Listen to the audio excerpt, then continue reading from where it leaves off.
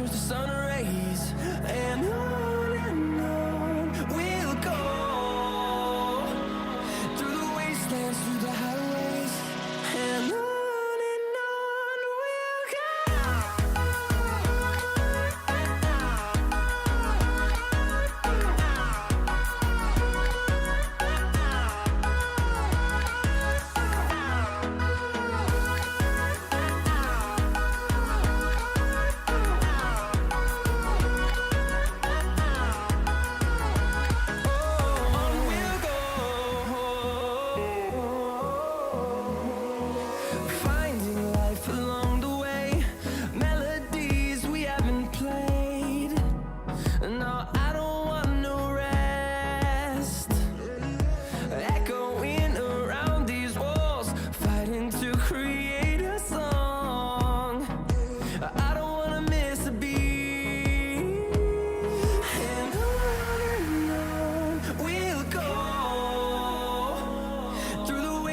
Through the highways, till my shadow turns to sun rays, and on we'll go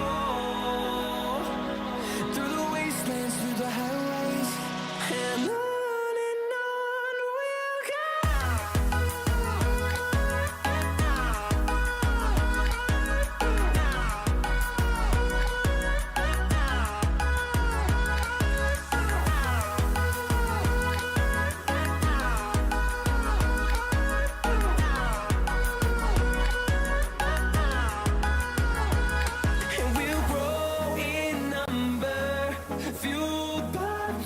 See the horizon, turn us to thousands, and we'll grow in number, fueled by them to see the horizon, turn us to thousands.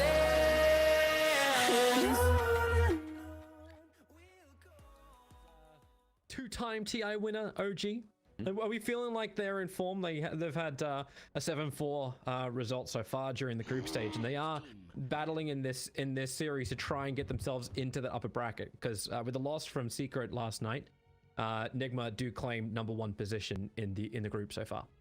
The last, I'm not sure if we casted it, but the last series OG played was versus Viking GG, and they lost 2-1. So yeah, Viking GG, they also, back in the day, they won versus Secret, so you can't really ever rule them out. But I think for a team as OG, that's not really what you're aiming for. You're aiming to win versus all these low tier teams, and then really show. Hit our second bans. What are we actually looking for like key heroes? Like, what do you think is like what both of these teams want in that first phase pick out? Like, first pick goes to Team Secret. What are they trying to bank for here? It depends obviously on the first 4 bans that go through, but you can consider them just the same as any other team when it comes to these big meta. Can be picked up, your beasts, your weapons, anything like that works. But see, because this for me is very interesting, because this series has a meta of its own, and when you look at the first 5 bans, you don't see the Lycan, you don't see the Beastmaster, you don't see any of these big ones, big meta bans, right? But maybe you'll see a Windrunner, let's say, from OG here. You know, or from Secrets, you'll see a Windrunner because of Saxa. Maybe you'll see from OG that Furion, or you'll see from Team Secret the Nature's Prophet because of Sumail and OG that plays it all the time. But you see, OG bans it. It's just this next level drafting game right now. Yeah, I asked you that because I knew I was going to put you on a crazy ass spot of like, hey, can you predict first pick at the current meta? Like you knew I was going to like putting you in front of the bus, but like I did it for a reason though. I did it for a reason, because like it really was going to highlight just how difficult it is to like get this draft nailed. Like, we saw the Brood last pick earlier today from Team Secret, and you're just like, well, this game's over. Yeah. Like I mean, VA, like, you can't counter this. Like, drafting is just, it seems to have reached a whole new harder level than what it was before. We're back to the hard to counter picks. So there is this kind of a strategy that OG really does shift to in the last let's say a week or 10 days, and that's your Venge Drow, Venge Luna. You know, these is if they can't get the flavor of the patch, like something like a Lycan, then they turn to these auras, heroes that just buff each other up and create this one big snowball around that mid game. I wouldn't be surprised to see something like that from OG. Yeah, I kind of wish they'd get this final ban done with a different burning reserve time for the first phase banning, so we could finally start to see some kind of like tempo. Like we assume with OG you're gonna have a faster tempo because it's OG. Like the heroes don't always have to reflect it, but it's what they want to do. And Team Secret would be probably quite happy to play with that. Like Puppey has been such a thorn in everyone's side with his Enchantress. I'm not surprised that got banned out, but it was just always this, like, how do you play even against, like, not even just taking Nisha and Matumba out of the picture. Like, I don't know how people are meant to deal with Yap's combination. Like, these guys just need to create so much space and so much uncertainty in any team safe lane that is. You just get two offlaners, right? And this is their if Prophet was still in, if Nature's Prophet was still in, they'd go Nature's Prophet then Void Spirit, right? And they always pick these heroes with very, very high caps that no other teams play on, let's say, a position 4.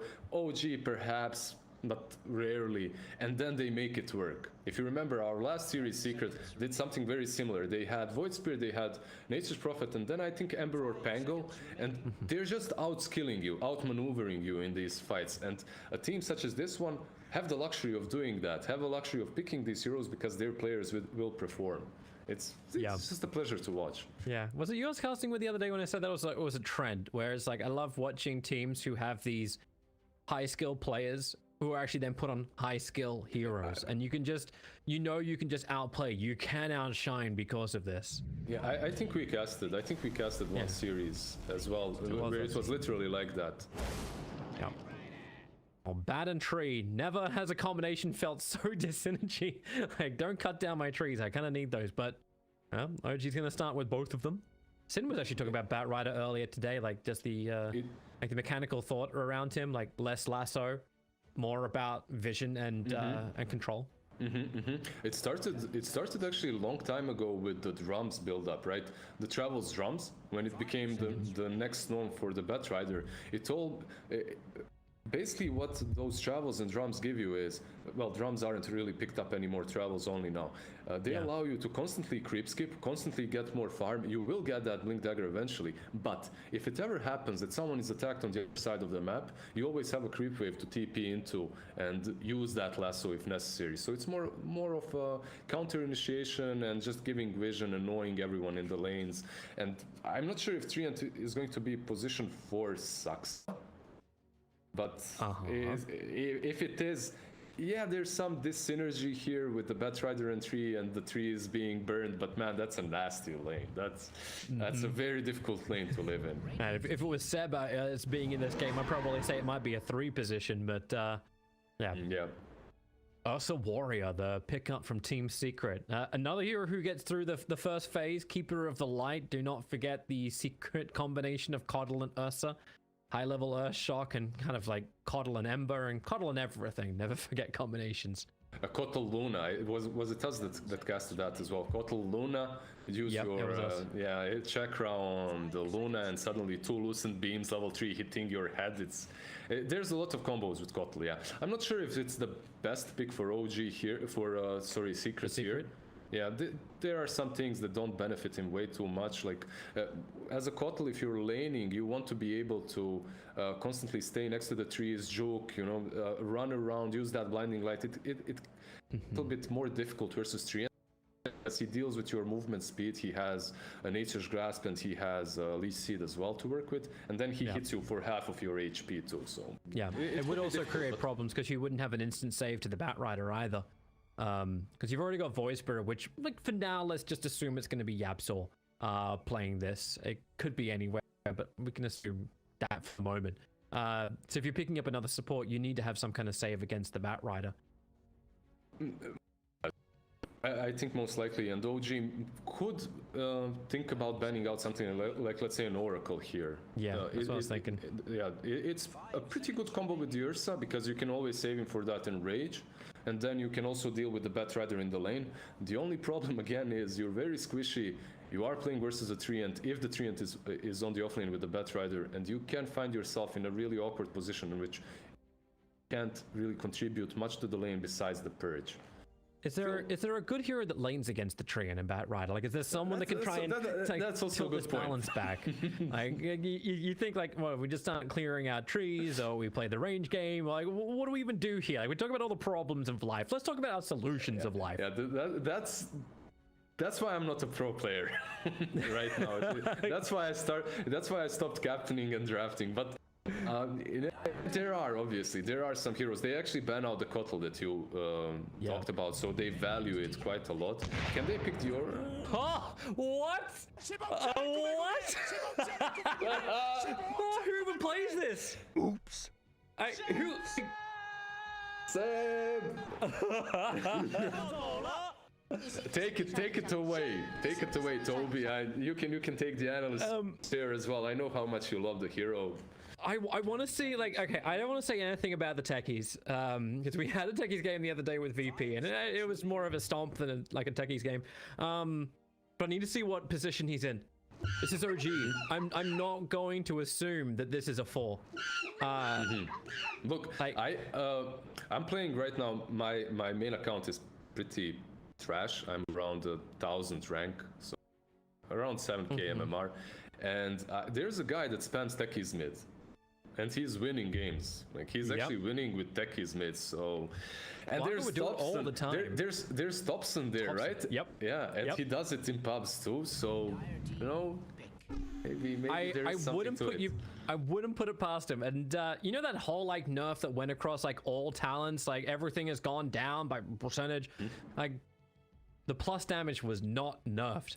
It stays exactly where it was. It was one of the things that was untouched.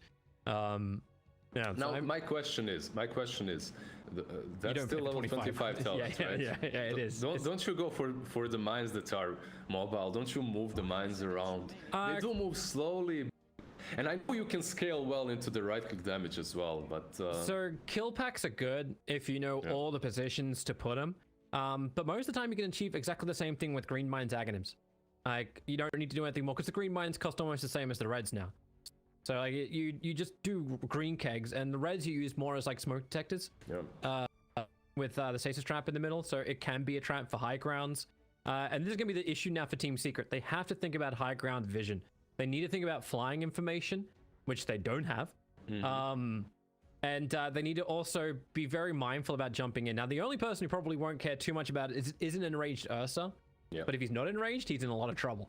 So the way I saw teams deal with the techies, basically versus Virtus Pro, because they were the ones picking it the most, are there's different ways. One is get a lot of these heroes that have beasts, right? Like summoned units or your Chans, your Enchantress. Heroes with illusions, right? Your Terror Blades, your Nagas, PLs, whatever. But what I saw work the best is combos of Viper plus, let's say, a Nyx that buys a heart very early on. And then you have so much magic resistance, you don't even care about the mines. They're not doing a lot, so. You have hit the nail perfectly on the head. Viper is great, Juggernaut's great, and Lifestealer's great. Because they can't be harassed out in the lane, they're always going to have a good laning phase. Speaking more of the Juggernaut as well as the Lifestealer there, because you just sustain through the blast-off damage. So if you spin when you see him blast offing, right? So. Yeah. So it's mainly the healing ward that actually can give you the extra life. So yeah, you can spin and dodge it. Instant disables are also great against the techies. I think we were talking about this the other day, or I was talking about it with anyway, like Rubik Grab. So you can like instantly grab him in the air. And now you're seeing like, okay, well, we just tank through this. We just tank through this. I can't remember the interaction of familiars with the familiars still don't die because they keep Visage's cloak armor as long as Visage is, you know, not losing his armor stacks, the birds are fine. They should be unkillable. Now also Visage can go for a pipe here, which could be useful. Now there are some ways of dealing with that armor, however. You are playing versus a Bat Rider, you are playing versus a Treant Protector, so let's say that Nature's Grasp is suddenly even way more important for OG. You also have Bat Rider with Firefly that can just burn through his armor stacks. But I like the butt, yeah. Yeah, we talked about Bat Rider and how he likes to go for those travels. He doesn't get dagger nearly as fast as he usually does, and because of that, it's a bit more difficult to get on top of that Visage, who most likely will have Grave Chill maxed out. Okay, let's see. I still I'm really waiting for just the last two picks so we can see who grabs the techies. Pango is the last ban out from Team Secret, so they actually believe that, yeah, the 3 position is what OG has not filled yet. And so that could be the case. Like if you run TB1, Bat Rider 2, and then like someone else 3, like maybe that's the way. How's the Bat Rider's Visage matchup work? And is it that? It's not. Wait, who was Puppy playing in this? Puck or Visage? Well, Puppy back in the day, you should probably remember. You used to play a lot of Visage, right? He used to. Yeah, he did. Yeah, he used to play a lot of Fire Visage. So I would suspect that should be him. The lane versus Bat Rider does not go that well for you, even with the Grave Chill. What a nice hero against Underlord and Ursa. Yep. And that's Thompson's hero. Mel Terrorblade. Nisha. And it's no Tel techies. Okay, so Puppy is Puck. Alright. Puppy is Puck. Alright, to position 5 Puck, why not? He definitely, like, well, I suppose with Orb you get vision to clear or scout or something. I'm just worried for that lane though. I don't see Puck as the best laner with Ursa versus mid ones Bat Rider and Treant Protector, right? That should be kind of problematic. How does the lane on bottom work then? Like you have like Zai Underlord versus like a Terrorblade techie. Is this not something you'll have a lot of experience with for like that matchup? Yeah, we'll have to wait and see. I think that Yapzor and pretty good chance of outplaying them there, just playing around the techies and playing around the TB. Overall, TB doesn't really like that lane versus Underlord. It is difficult. That's why they picked the Underlord. There is also a possibility for OG to switch things up a little bit, put Thompson versus Zai. Thompson and no-tail techies. They could do that. That's a much better lane for Monkey because Underlord is very slow. So you can hunt him down, get those Jingu stacks, zone him out of the lane. We'll see how they lane. Yeah, always nice to never assume what OG is going to lane, where they're going to be positioned. It's their style. Team Secret, however, probably a little bit more straightforward for where they're going to be. But hey, I wanted an interesting draft, an interesting game of DOTA. You got it. This is definitely some unique OG. Yeah. The original weird draft. TB is going mid. Actually, he should have a pretty solid lane here.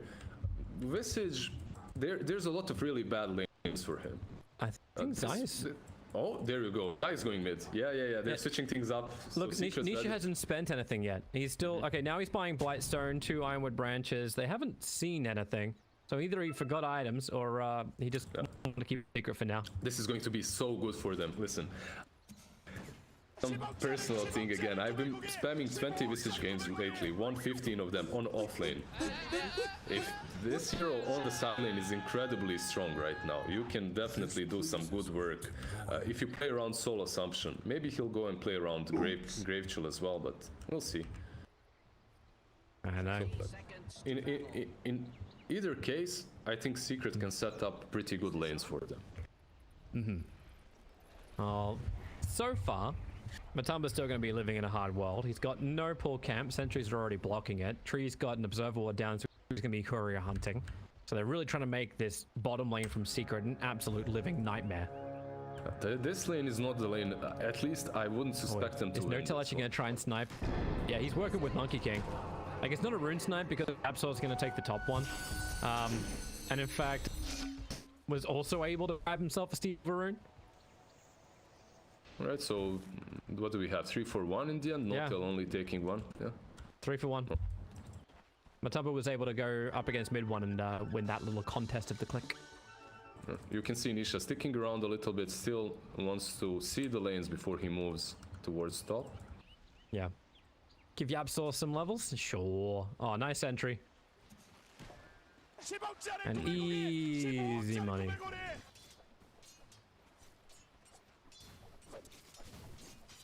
This top lane is going to be interesting because of the blast off potential constantly. The bottom is just a nightmare for... it should be a nightmare for Matt too, but we'll see. He started with sticks.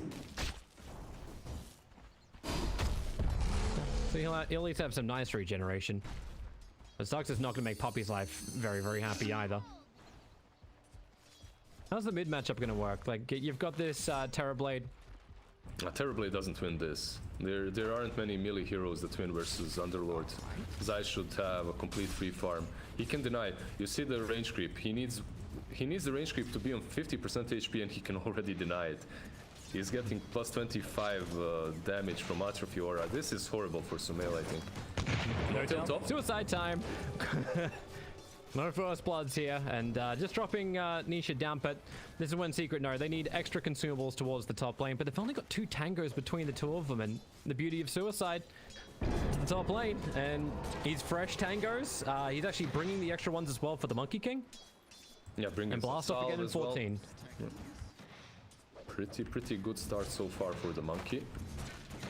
I mean, on Visage, the most important thing for you is to get experience, but I think they can pressure them here real hard. The only thing is, though, I don't know how much Visage Nisha has played, but every time recently I have seen him play, he goes for max Grave Chill and Gravekeeper's Cloak. I think Soul Assumption is so good on this lane if you play around it. No tell? I'll jump. Yep. So if he didn't Keeper's Cloak here, there's a kill potential. But this way is safer. That's definitely true. This way is safer. He's going to be able to farm up quite a lot, get that 6. And Zai's chunked a huge amount of damage, but then he just hits his level 2 Firestorm on Sumail and everything feels a little bit more balanced again. Soul Ring already completed for the Underlord. Yeah, Zai is in a little bit of a bad position because he's playing versus meta and he's kinda low, but meta is ending, so he stacks a bit the camp, then goes back into the lane with the Soul Ring. It's going to be a really tanky Underlord. And Notel's just living life on like as far on the edge as he possibly can. Oh, they're gonna lose the courier for the Monkey King. They're a little bit too far out for Topson. I feel like this is almost being played like a techie's like a Zeus. Like you just burn everything you've got, then suicide yourself, then come back out again and just burn everything you got. Like a good old Undying games as well, right? He comes into the lane, decays you 10 times, then suicides to the tier 2. Pretty much. Because it's not like Notel's doing a lot of damage with his physical. Like that's 40 damage he does. Like that's not great. Definitely not great. He almost has his level 3 to work with though, and it looks like he is going to pull. Is it good? Of course it is. He should get level 2. Level 2 Landmines or level 2 Blastoff. What do you think he's gonna go for? In this game, I'd probably say like you still want to get Blastoff. You still want to have that harassment in the lane. Like it's not great for sure, but it feels wrong when a techie does anything else, but he's holding it and he's going to go red mine, so we're in farm zone. You do that and that's farm zone. They got his mine. Yep. Now they get the taunt. He's got to wiggle almost instantly. They bring him underneath the other red mines. That's just an easy classic position as well to play around. It's so good for them that they have cleaned up these trees, right? Around this, whatever this is, this monument or something. This little rock. Yeah, this. If you clean these trees, it's so much easier to play. Oh, mine! Down, trying to get... Oh, yeah, right on top of YapzOr. He went to 5 HP, and Topson needs one more attack to dissimulate. YapzOr goes to the trees, and Topson, he's not going to find him. YapzOr went north. But Topson bouncing up. One more attack, he can reach him. And that's actually the way First Blood is spelt. Techies has died twice, but the First Blood still goes the way of Topson. Okay, Nisha will find something to fit. He goes back to the bounty runes, finds one. Most likely absorb the other one. it's not all for naught, but you have to be careful with those mines. You can't just go into the trees. I'm really trying to be aggressive on the bottom lane. It's the lane we haven't really looked at because we've been wondering how the Visage versus Techies matchup's going to happen, but so far Batrider's got a decent amount of network. Same thing for Matumba. They're pretty much neck and neck for this. I'm actually surprised by how well Matu is doing here. He's farming really well, and it's not an easy lane. You're playing versus Treant and Batrider. I think it's the puck effect as well. It's very easy for Puppy to get far enough away, and also these sticks are constantly giving him mana to spam his spells. She helps him get CS, that's nice. Meantime, by the way, Suicide up on top lane. No real surprise there. The biggest cost is Yapsor running through 2 mines trying to clear him out, but he's making sure that Nisha can move quite freely. Yeah, and he has Tranquil. Yeah, exactly. He has Tranquils, right? And they don't get disabled by mines, so he's completely fine with it. He's just healing up. Yeah. DOTA just needs to make sure he keeps attacking him as often as he possibly can. Cancelling the pause, letting Thompson keep the farm on the safe lane. You can really see that Notil studied all of these big techie spammers. He's putting the mines right in these spots in which they usually put them. Like, I don't know if you know about that CIS streamer Travoman. He's like, every game he plays is techies. Word is he's one of he's one of the ones that coaches the pro players as well in techies, and I love it. The funny thing is, like, when you have a techies who allows the free mine charge to go all the way up, I always find that very interesting. Like, unless you got a real purpose of holding this, and this is like, I think where we're really gonna start to see like Terrabladed techies play well together. When Samel wants to push, techies arrives with 3 mine charges. Tier 1 just tower protects him, right? It protects him or plants them on the tower, you mean? On the tower, because you can basically plant all 3 mines in range of hitting the tower at the same time, so all will pretty much just explode up. And as long as you baited out the fortification beforehand, you can do moves like this, and Terrorblade will bait that out. They sent Visage mid, by the way. This Nisha arrived mid with level 4, and he's playing versus Sumail that's level 7. Well, bye, Tree. Yep, you got mid 1 still trying to battle this out against Matumba, and he's not level 6 just yet, but he's 1 on 3. As Yamsor's rotations helped out, but 7 sticky napalm stacks is a little too much for mid 1 to say, I'm not going to keep going for this. Even Puppy trying to have his own play. He's got 7 1 charges himself, but yeah, he's not going. He had a lot of charges there on Yapzor, a lot of charges on Puppy, so they decide not to try anything else.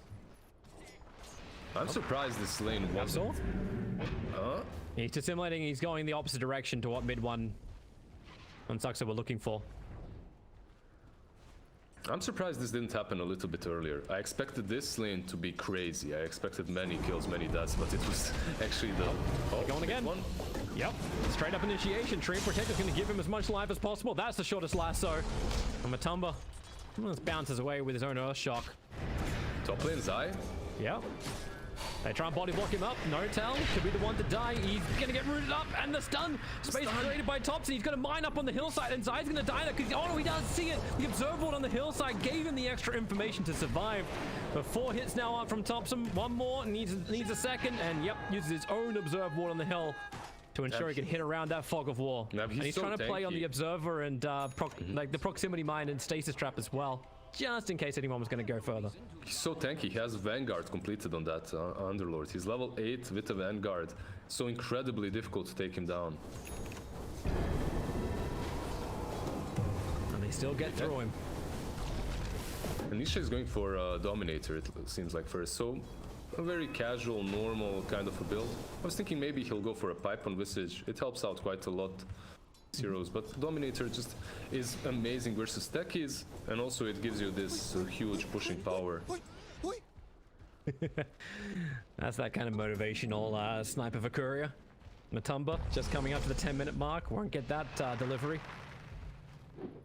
And it looks like they're actually going to battle for outpost. Thompson's trying to get trying to regather the outpost up on top. Won't work. It's just end up being a 1-1 trade-off. Thompson wants to bail out here, but Yapsor not really allowing it to happen. Ninja's burst staying on top. Stun number 1, stun number 2. Monkey King had some stick charges, so he's got some extra distance while Batrider will die. You get finally that remnant to pull Thompson back in again. So Bat and Monkey both going down.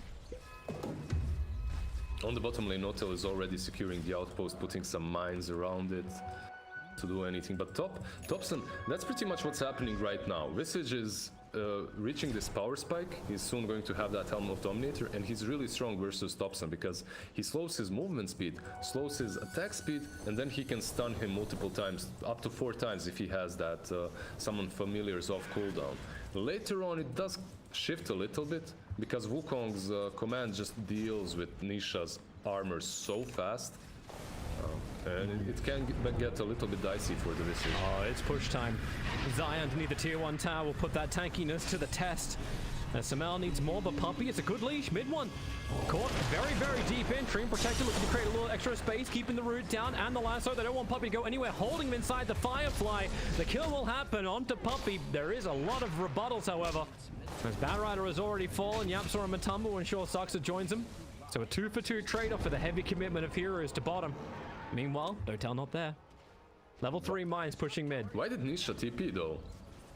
Was he afraid of something from the top lane? Because he's pushing tier 1 at the same time and arguably at the same pace. So he could have taken that tier 1 instead of TPing bottom. He TPs, but they're already out. I guess he thought the fight might last a little bit longer, and yeah, it's probably the right move. Because of that TP, they actually backed out. So makes sense. It's interesting to watch the team fights also just be so totally separate. Like, Puck gets a dream call on the backline. It's like, all right, well, everyone's going to move over because the push was happening around the tower. It didn't really look like there was an intention to get in behind the tower unless there was an opportunity. And that sentry behind the tower as well, making sure that they have no perfect vision. Yapsa, it's a trap. No kegs though. Notel's been prepping them in the mid lane instead. You hate playing versus techies as Void Spirit, don't you? Low HP, no armor, that dissimulate won't help you if you're rooted. Yeah, all magical damage. That's the beauty part of techies. I also like how Notel's put his mines back.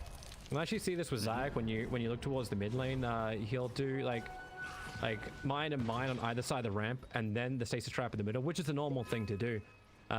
But Notel's just pushed his a little bit further back, less known. So you probably feel confident now you're up the hill, but then you get hit by the stasis trap and you're a little too far away from help. It's also behind the trees, right? A bit harder. Oh, Dream Call mid. Yeah, Notel's wondering, is this worth a jump? It is. That's 3 heroes to get caught out, but now he's also smack bang in the middle of them all to die. That's every techies in my every pub when he's on my team right there. Oh, now Sentry Ward planted down. Blow up the kegs before they're worth money. He's microing them nicely, so he's only blowing up the ones that are near death. But still, 5 heroes now from Team Secret. It feels like a big group up. It's such a hard game to push into, though. You're playing versus Bat, you're playing versus Treant armor. That's maxed out almost already. It's level 3. And then you're playing versus techies. The mine's doing a lot of damage to Zai as well. Midmon was looking for some kind of control, but he gets initiated on. Saxa, with the overgrowth, creates a little extra space and isolating Zai. Now the lasso. They grab Matumba and keep him inside the Wukong's command of Thompson. Nisha even brought the birds over, and well, Thompson's trying to mop them up as quick as he can too. But the Uber takes you home. It's just so difficult to push. You really can't. They need to find the perfect opportunity to make these moves. Because if they do it like this and they get picked off, then it's so easy for Samel to just pop his form and move back. Nice pit. Yapsa getting caught out by the stasis trap. Samel's trying to do the damage from low, so you'll lose the techies. And the leech making sure Batrider cannot get away. OG now into full retreat. The Secret brought everybody once again. The power of the Underlord, right? They Dark Rifted back, and because of that they can just TP in, pending. Okay, any big items? So Yasha and that's fitted on TB. Tops and Echo Saber into BKB. It looks like Matu is going it looks like Matu is going for that safer route. He's going for the most popular pick in the meta. He's going for Battle Fury. It will help him scale as well. As long as he can keep fighting, he'll be happy. Grab the bounties, get the hell out. Will end up being a 3-for-1 in Team Secret's favor once again. A very interesting item build from Nisha after the Helm of Dominator. He's going for Atos. So it does help them with that catch versus Thompson versus Batrider as well. Doesn't bring you a lot of utility, that's the problem. So no pipe, nothing like that to help you versus the mines. I think DOTA's gonna have to start using those sentries a little bit more liberally. He's putting down traps underneath, like, information already. Okay, now he puts down a sentry on... Kegs the hillside. Nice easy way to actually... He's there for a ward scout. He doesn't actually even see the sentry to the north. Oh. Well, suicide. Blast off. That's a little deep. That's a little deep. No force staff to get yourself out of those kind of positions, and that's a hell of a lot. Top Same lane? for Puppy on top lane, however. That's where Thompson gets his initiation off with Echo Saber, hitting hard and fast. Yeah, it's just the position 5s that are being picked off a little bit here and there. Nothing awful for either of these two teams. Sax actually going for Necros. He's very close to it too. Needs around 100 gold. He's farming always so well on this tree, and just because not like he's only defending, he's constantly moving on these side lanes, using Nature's Grasps to out-push the lane. And yeah, I don't think they can kill this. Yeah, the Thompson just TP's back bottom. That's where they have the most vision. And I love how every time they see No-Tail, they just run away from him. Like earlier, Yabzor saw him. Instantly he uses his ulti, goes away from him. Just worried about those mines.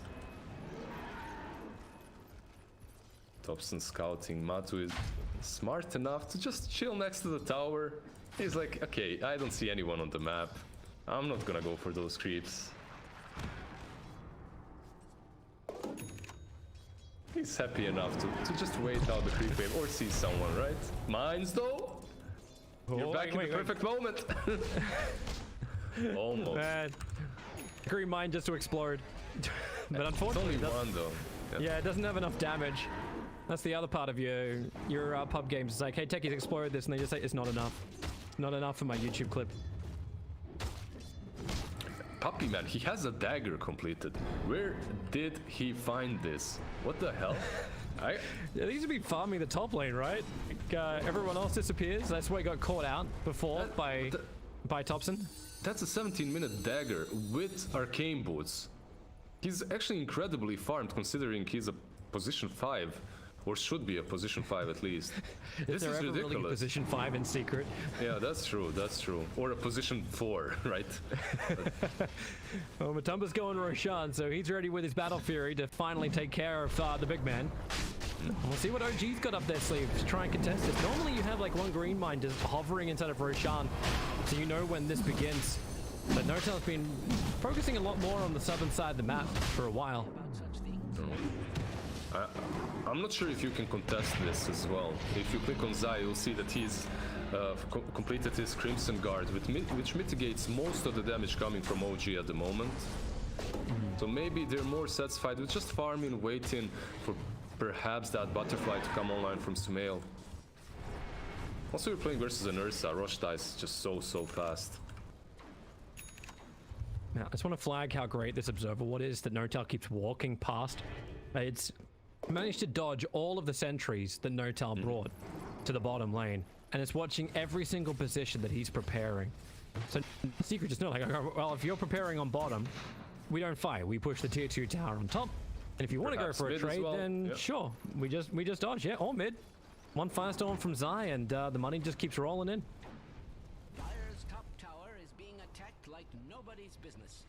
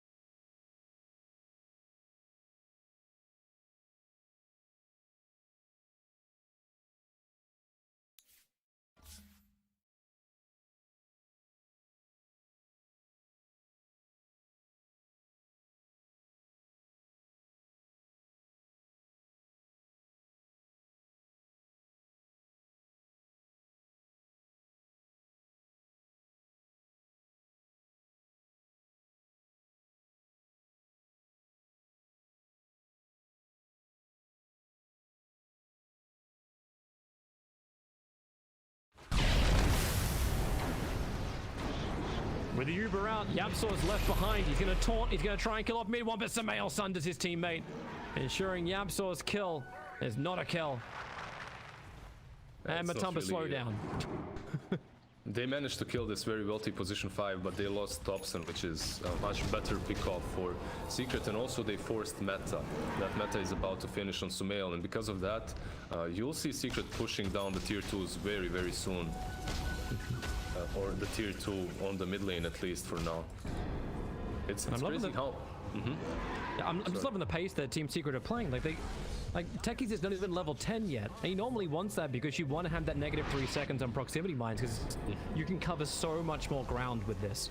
But he hasn't got that. He hasn't got arcanes. Like this is Soul Ring, and I think I saw Notal with like 6 sentries. And that's such a huge hit to the economy to have to buy that to not get your never-ending mana. It's a position 5, right? Yeah, he is a position 5, but not a 4. Yeah. So it makes sense. It's just a hard life. What he is doing at least is giving a lot of vision with these remote mountains, right? They're everywhere across the map, on every hill pretty much, so... yeah. Before they were on many camps too. They're free wards, pretty much. But it's interesting to watch the way he plays it. It's different. Like, he definitely plays Techies as his own controller. Top lane, Matumba, still thinking about fighting. Techies gonna jump forward, and they make sure the enrage is impossible. But remember, you've got the Wukong's command, which is down to make sure once the Aegis Immortal Ursa is back to the world of the living, with the Sage's trap, which was also planted, but Matumba only now enraged, but the teammates are dropping like flies for OG. Now over towards the Tree Protector. Space Creator with the overgrowth. Nisha on the run. The bounce strike from Thompson hits pretty damn hard through Nisha to get the kill. And over towards Puppy, but now Thompson completely stranded without any other disable. He will fall too. And they'll track down the last surviving member of OG. Bat Rider on the run. He's pretty damn fast, but the clumsy net slows him up. Puppy staying so hot on the tail. Blink Dagger's going to come off cooldown in a second. Now the TP to the tier 2 tower, so Yapsor. Jump up, look for the remnant, put down the old Tinker Ward, and man, he moves fast. He's so fast, yeah. The travels and Firefly speed is just way too much. Maybe they can still catch him. Hit. Got him. That's a wipe. That is a wipe. There's nothing left Zai on the moves disc. bottom. Yeah, instantly Zai just moves bottom. He starts pushing in. But it's funny. OG decided to fight there. You did have actioning. You had the BKB completed from Matu as well, and mid one, he was the MVP of that fight for OG at least because he solo kills Nisha. It doesn't matter, however, because Ursa still has an Aegis, and terribly it had no meta to work with. Maybe the next fight will be better for them because now you have the meta, now you have the butterfly. Yeah, absolutely. Careful coming into this area. They know there's a lot of traps everywhere. Well, the Sentry Ward actually reveals the keg on the hillside too. He was trying to... Yeah, there we go. He gets it. I think the courier not see it properly. It seemed like it was in a good spot for it. Yeah, I'm not sure as well because Smoke gank up. Thompson. Oh, he breaks it. The Dream Call was off position though. Puppy didn't realize that Thompson was that deep. That could have been pretty damn huge, and now with no Dream Coil, OG may be feeling like they can try and fight Yapsor. There's another bounce forward from Thompson. He'll jump down. They don't have the creep wave with them just yet. Now it's only going to arrive at the tower, but they're in real deep. And Thompson back into the Wukong's command, battling against Matumba, who's enraged up too. Samel will come and join the fight with the Metamorphosis. They really want to have this fight. And have they got what it takes to find themselves a kill? Dissimilate, Yapsor gets himself away to safety. And there's your first kill. It's Notel on the back lines. There was a quick little trap. It was Puppy who went after him, but now battling inside the pit, not where OG want to be. Mid one getting clipped by the edge of it too. Anisha into Samael's front line. Remember, Samael still has his Sunder available. He's still ready to try and fight, but he's losing his teammates once again. The support's too far away. Another pit grab. And looks like we're all trying to retreat back out again. Sumail is the last one left behind. Can they catch him? Has he got control? He's trying. He has a Dream Call in 5 seconds. They actually got him. Hitting 2. He's turning, and he's silenced. Can't Sunder because of the silence, and that's the end of Samael. It looks like these initiation... Oh, Thompson, he's got as well. He has no BKB. He was just coming over to try and pick up the bounty rune, but now Zai will land his own stun. More support arriving from Nisha. Slow him down, hold him in position with the Rod of Atos. Now Thompson's 750 seconds. It looks like Puppy's having his own little bit of a battle on bottom lane. Notel wanted the kill. Saxa can't get the control and Puppy can blink away to safety. Matu is around, but he doesn't really run into all the mines of No-Tail. So maybe they might catch Puppy here. But man, mid one needs a dagger so bad. Puppy just used orb. Oh, he phase shifts! Moving forward. Oh, he blinks up. Instantly kills up the red mine though, so he won't quickly die to that one. But the lasso and flame break at mid one. He's had enough of this puck. But they're gonna lose their tier 2 tower for all that running, all that chasing. Why is Puppy a position 5 again? Like, this guy is incredibly skilled. Like, did he used to play core at some point? Like, has he always been support in his life? Well, not necessarily, so yeah. Man, what a great fight and what a great performance. Oh, it just doesn't look like... OG, they have everything they need. But they can't break through all the layers of defense on the side of Secret. Because you have Enrage, you have Satanic on Ursa, you have Shiva's Guard on Visage. From all the other items, no AC, nothing like that, no pipe, he went straight for Shiva's because there's also Crimson Guard on Underlord. Damage mitigation is sick on the side of Secret. Is there a point where that starts to drop off? Like, is there a timing that, or like, I know OG, like, there's always a timing when it comes to OG winning. Like, is there a timing where Secret start to just tail off with their sustain? There is, if you hit a few more items on the Monkey King, but he's really far off. He has BKB and Echo. Thompson has been thrown under the bus a little bit. He has less network than the Batrider at the moment. So you really need to play around that Wukong's command. I think it's a solution for them, but he also needs a couple of more items before it's that scary. Well, items are starting to drop. My Puppy is now afforded up an entire Lotus Orb as well, just because, hey, got the cash. And they're waiting for Roshan. He will respawn in just over a minute. Sux is also on the hunt for couriers. One's coming back. He'll see that one, so goodbye Ursa's courier. Oh, wait, hang on. No, no, not enough damage from the punch. Hey, now I go after this one over after... No, no. Cause for celebration. Radiant's bottom tower is Sumail is so defensive on bottom, and rightly so. The amount of times Secret have tried to gank that with a little bit of a push coming in from, like it was mid one, it was always the one pushing before. But now they just use Terrorblade Illusions to push into the tier 2 tower and get something back. Yeah, mid one died a couple of times, Thompson as well down on the bottom lane. Every time he would try to split push, the Absor would be waiting for like 3 minutes there. Just patience, patience is key, and then he would catch him the moment he would have leapt off of a tree. Very interesting build from Zai as well. If you click on him, you'll see that after the Lotus Orb, he's figured, okay, this is all the utility that I need, I'm going for an Aghanims. Now, that seems like a very luxurious item. I haven't really seen many Underlords rush it this early on. It's still cool, half of the damage given to his allies, but very interesting. Once he's feeling like Ursa's feeling a little under the damage radar. Necro Book level 1's on the scout. From Treant, instantly sees people up, and the familiars, yeah, they're doing the thing.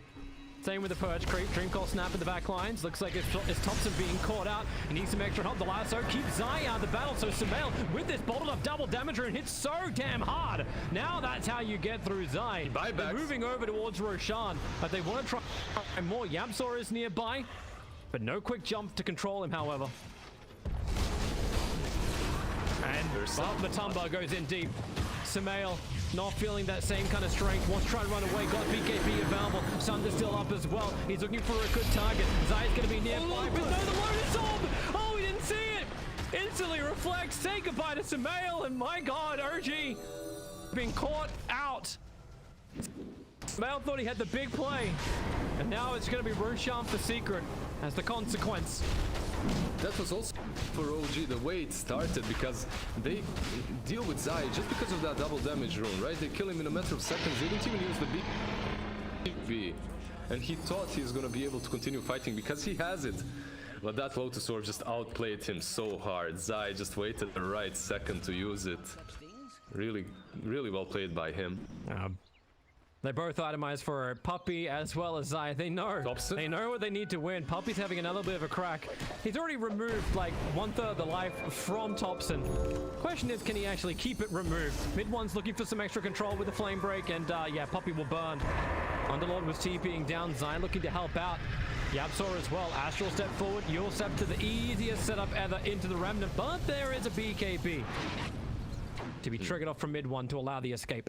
There was a BKB on Thompson as well, so catching him there with that Dream Coil, a little bit questionable. You don't really have the Aghanim's as well to work with at this point. And Thompson is still around. He does see Zai, but it's a difficult kill to go for. He has so many allies around. Pressure to be applied down bottom lane. Whoop.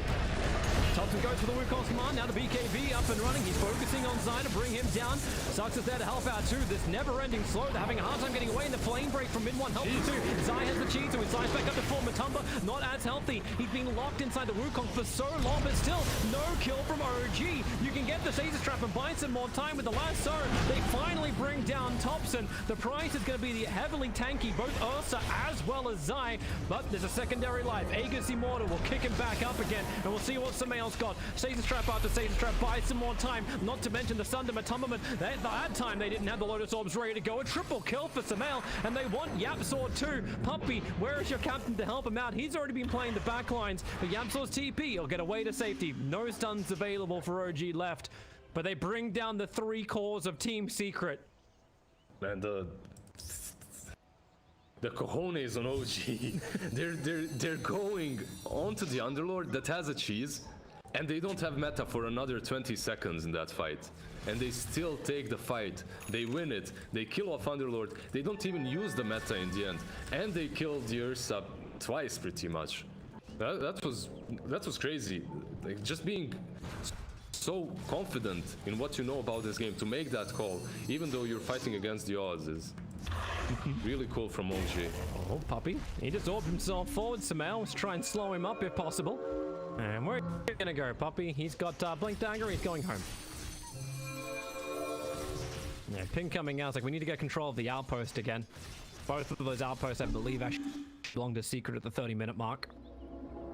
Yeah, it's 32 minutes in. Right now, all you care about is pretty much that ease of access, right? Having a point to TP to, and also some vision is pretty good from the outposts. They take both of them. I love that Saxa is going for a Solar Crest this game around as well. It's going to benefit them so much if he casts it on Monkey or on the TB. Monkey is getting there though. Remember, just 2 more items. He has a Maelstrom now. After the Dazzle, he's already very scary and can contribute a lot to these fights, in form of damage, that is. Coming over the river once more. Thompson bouncing the trees. Bounce back again. You don't know if you actually feel that confident at this point. You can also check that Zai up his item build. He went away from that Aghanim's. He's going for something more standard. Because they already have the Shivas, I would guess this should be AC from him. We'll see. Looks like it. Yeah. Maybe just a Either casual that or plate it's a casual plate mail. Yeah. It's not that unusual to just get a casual plate mail as well. The next big item as well that will come for Secret is Hex on Visage. He also has a telescope, so the range of that Zable is going to be really big. Plus you have pretty much 2 or 4 stuns to follow up with your familiars, and that can really destroy Sumail, who is caught. Yep, up in the air we go. Sumail quickly beat KB. Mid one's nearby, but Matumba's already really starting to stack up. 7 Fury swipes on Sumail. He's done the Lotus Orb again. He knew he had to, but it still didn't feel right for him. What was that? What? He just disappeared. He jumped on top of Nisha and Puppy and he just disappeared. No BKBs, nothing like that. Oh. You know when you're watching your ally die and sometimes you forget where you are? You know, does that happen ever to you? Like it used to happen even in some of my teams. Like you would just be watching someone, you know, and you kind of run into your own death, and then you're too embarrassed to accept that. And that's how it looked like for Thompson. He just jumped in the back lines, watching his Terrorblade die, and then he dies as well. Right. Ah, man, let us up. Oh, crap. Top lane. You got Tree Protector getting caught out as well. Poppy the Eternal Scouter having that Gem of True Sight now picked up. The Hex is there as well, Nisha. Have to be very careful. They did see mid one, I think. Huh? They send the bats to him, the familiars, but he backs out. I would like to see Nortel try and like prep a couple of extra traps somewhere. I suppose it's really difficult when you don't have an Aghanim Scepter and you got no item progression at all. Like, that's not great. But you need to try and do something in the trees. There's no trees, because you get flying vision from familiars. Yep. I think actually, just so even watch Nisha's micro then, he's purposefully checking like certain areas of the trees. Zai's walking in like to areas and just clearing him out beforehand because he knows you can tank it. Yeah, it pretty much is Zai and Nisha, right? This duo is stopping Notel from doing anything that he wants to. And he's also a position 5. It's very difficult. You don't have enough mana regen half of the game to be setting up these traps. And then when you do get mana regen to do so, you feel like you're needed more in these team fights. Like right now, he's smoking up. He wants to fight. He wants to contribute.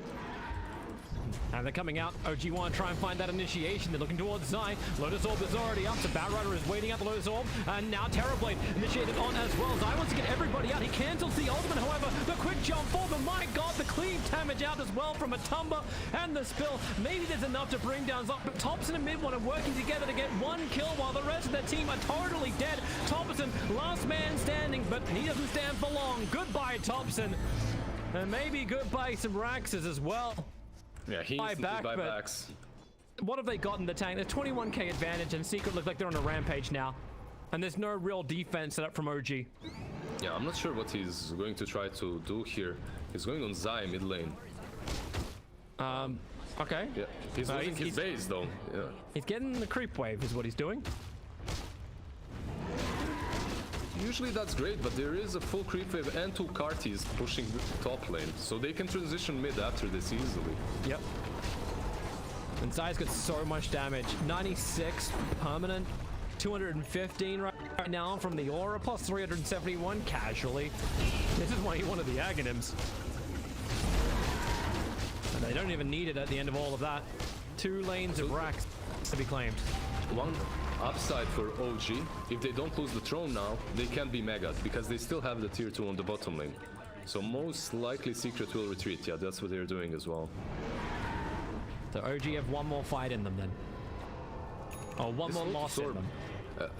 This Lotus Orb is such a genius item.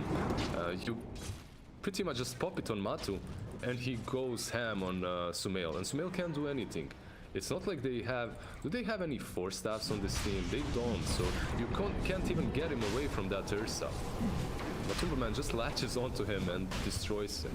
You can't Sunder, you can't run, you can't fight. It's hard. Another Roshan goes the way of Secret. This one will come with an Aghanim's upgrade. That's for the Underlords, right? Is it? Or is it? Who got it? Yeah, he got it. Yeah, it's Underlord. It's Underlord. Oh, Thompson. And straight down the bottom lane for Thompson. All right, how much damage do we got, boys? Oh! I felt close a little bit. That was crazy. That was so much damage. He even BKB'd. He just melted. He also has Havoc Hammer, which gives him, what, 18 plus strength? Nothing mattered. How much extra damage do you get, is it? It's half on Aghanims, right? Yeah. Yeah, it's half. The allies get half permanent. Not permanent, obviously, as long as they're in AoE. Yeah, in range. Well, Nortel's preparing a high ground defense position. That feels up to do outside the base. The familiars are already having a little peek over.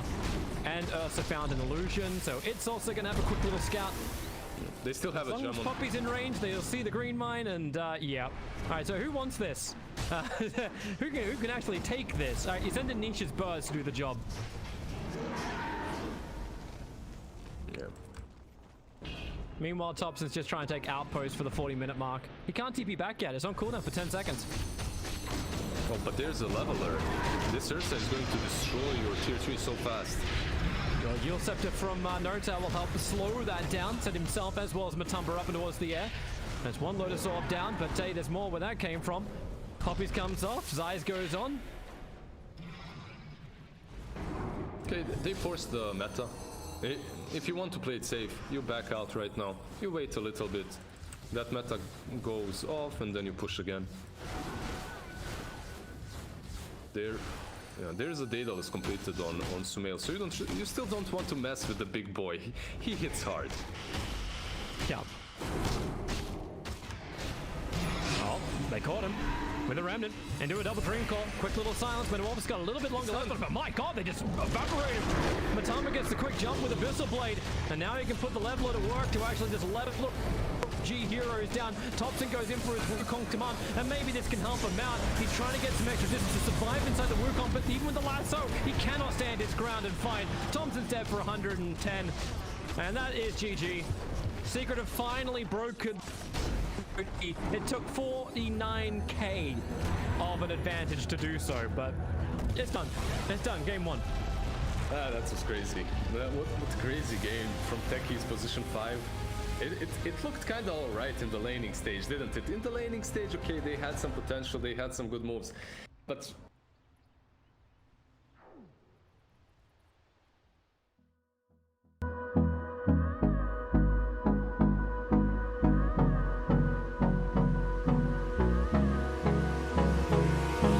Hold me close till I get up. Time is barely on our side. I don't wanna waste what's left. The storms we chase are leading us, and love is all we'll ever trust. Yeah, no, I don't wanna waste what's left. And on we'll go, through the wastelands, through the highways, till my shadow turns to sun rays. And on we'll go, through the wastelands, through the highways, and on we'll go.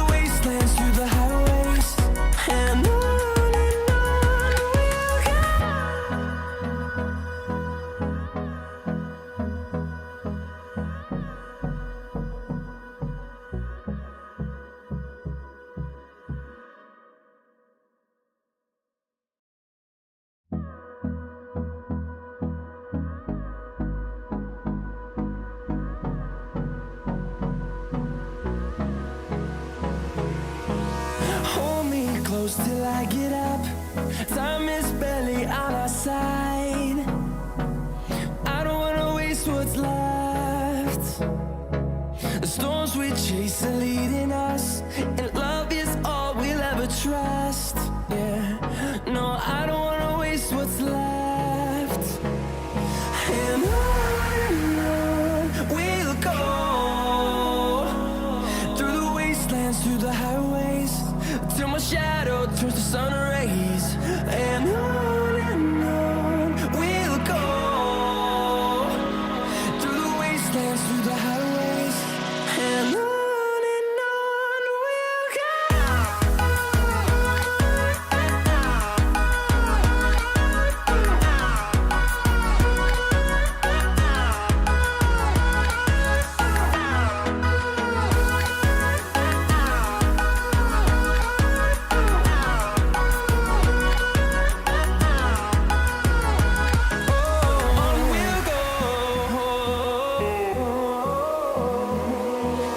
Finding life along the way, melodies we haven't played. No, I don't want no rest. Echoing around these walls, fighting to create a song. I don't wanna miss a beat. And on we'll go, through the wastelands, through the highways, till my shadow turns to sun rays. And on we'll go, through the wastelands, through the highways, and on we'll go.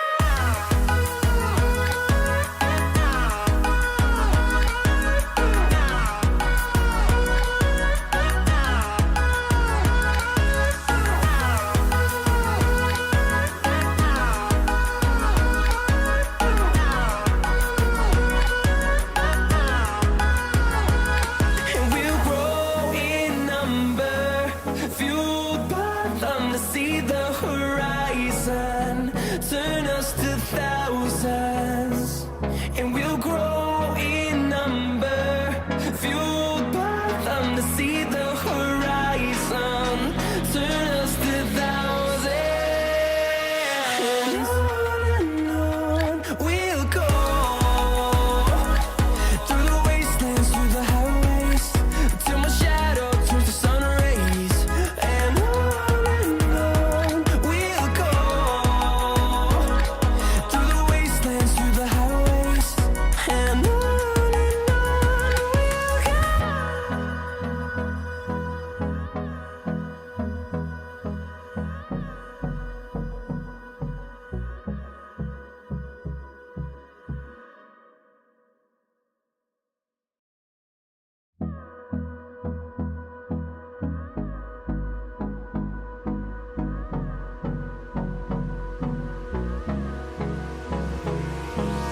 Hold me close till I get up. Time is barely on our side. I don't wanna waste what's left. The storms we chase are leading us, and love is all we'll ever trust. Yeah, no, I don't wanna waste what's left. And on we'll go, through the wastelands, through the highways, till my shadow turns to sun rays. And on we'll go, through the wastelands, through the highways, and on we'll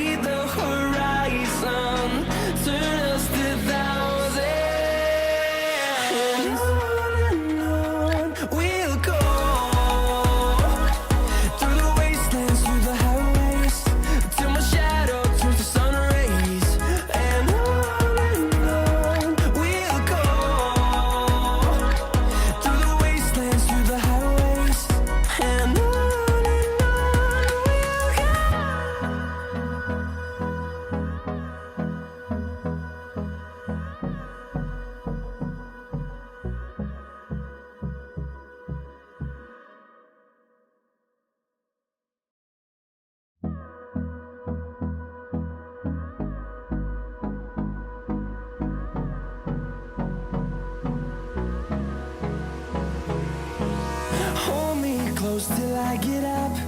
Time is barely on our side. I don't wanna waste what's left. The storms we chase are leading us, and love is all we'll ever trust. Yeah, no, I don't wanna waste what's left. And on we'll go, through the wastelands, through the highways, till my shadow turns to sun rays. And on we'll go, through the wastelands, through the highways, and on we'll go.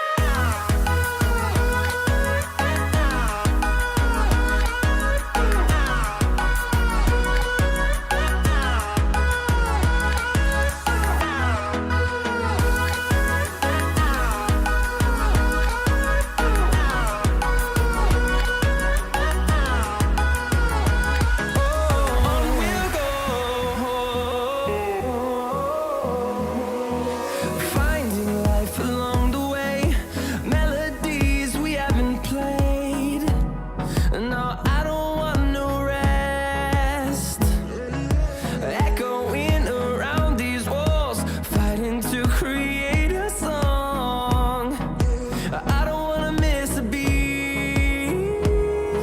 And on we'll go, through the wastelands, through the highways, till my shadow turns to sun rays. And on we'll go, through the wastelands, through the highways, and on we'll go.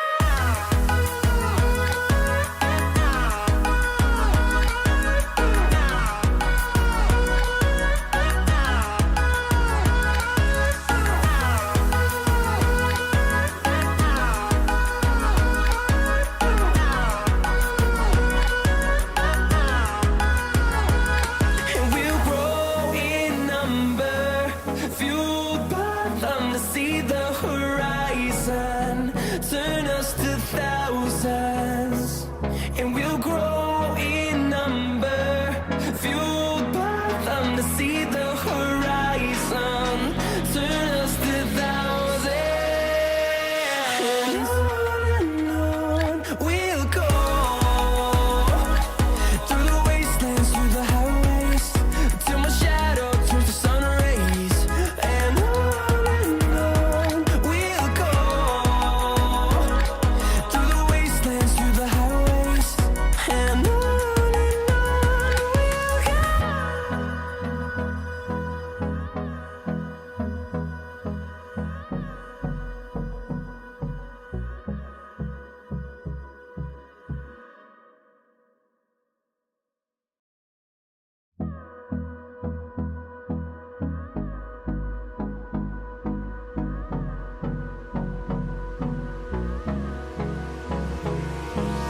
Hold me close till I get up.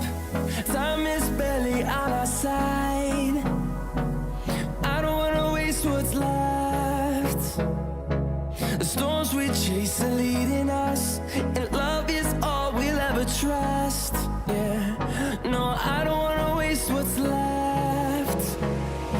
And on we'll go, through the wastelands, through the highways, till my shadow turns to sun rays. And on we'll go, through the wastelands, through the highways, and on we'll go.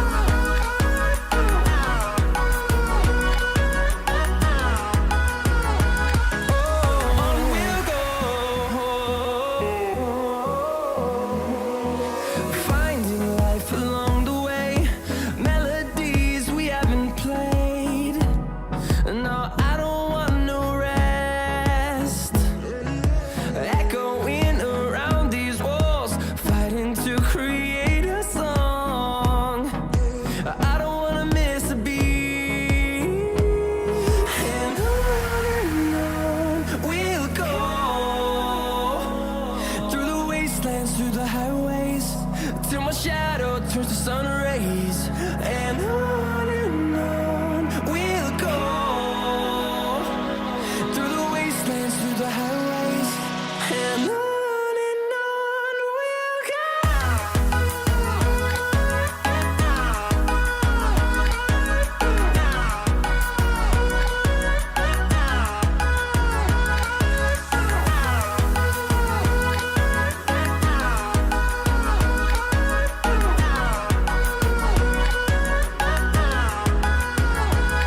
And we'll grow in number, fueled by them to see the horizon, turn us to thousands. And we'll grow in number, fueled by them to see the horizon, turn us to thousands. And on we'll go, through the wastelands, through the highways, till my shadow turns to sun rays. And on we'll go, through the wastelands, through the highways, and on we'll go.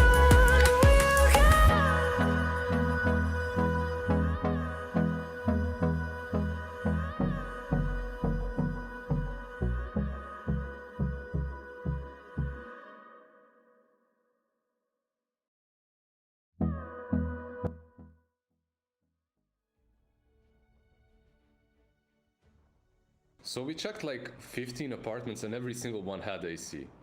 Really? Something else was bad, so, you know, bad neighborhood or some other problems, but this one was perfect.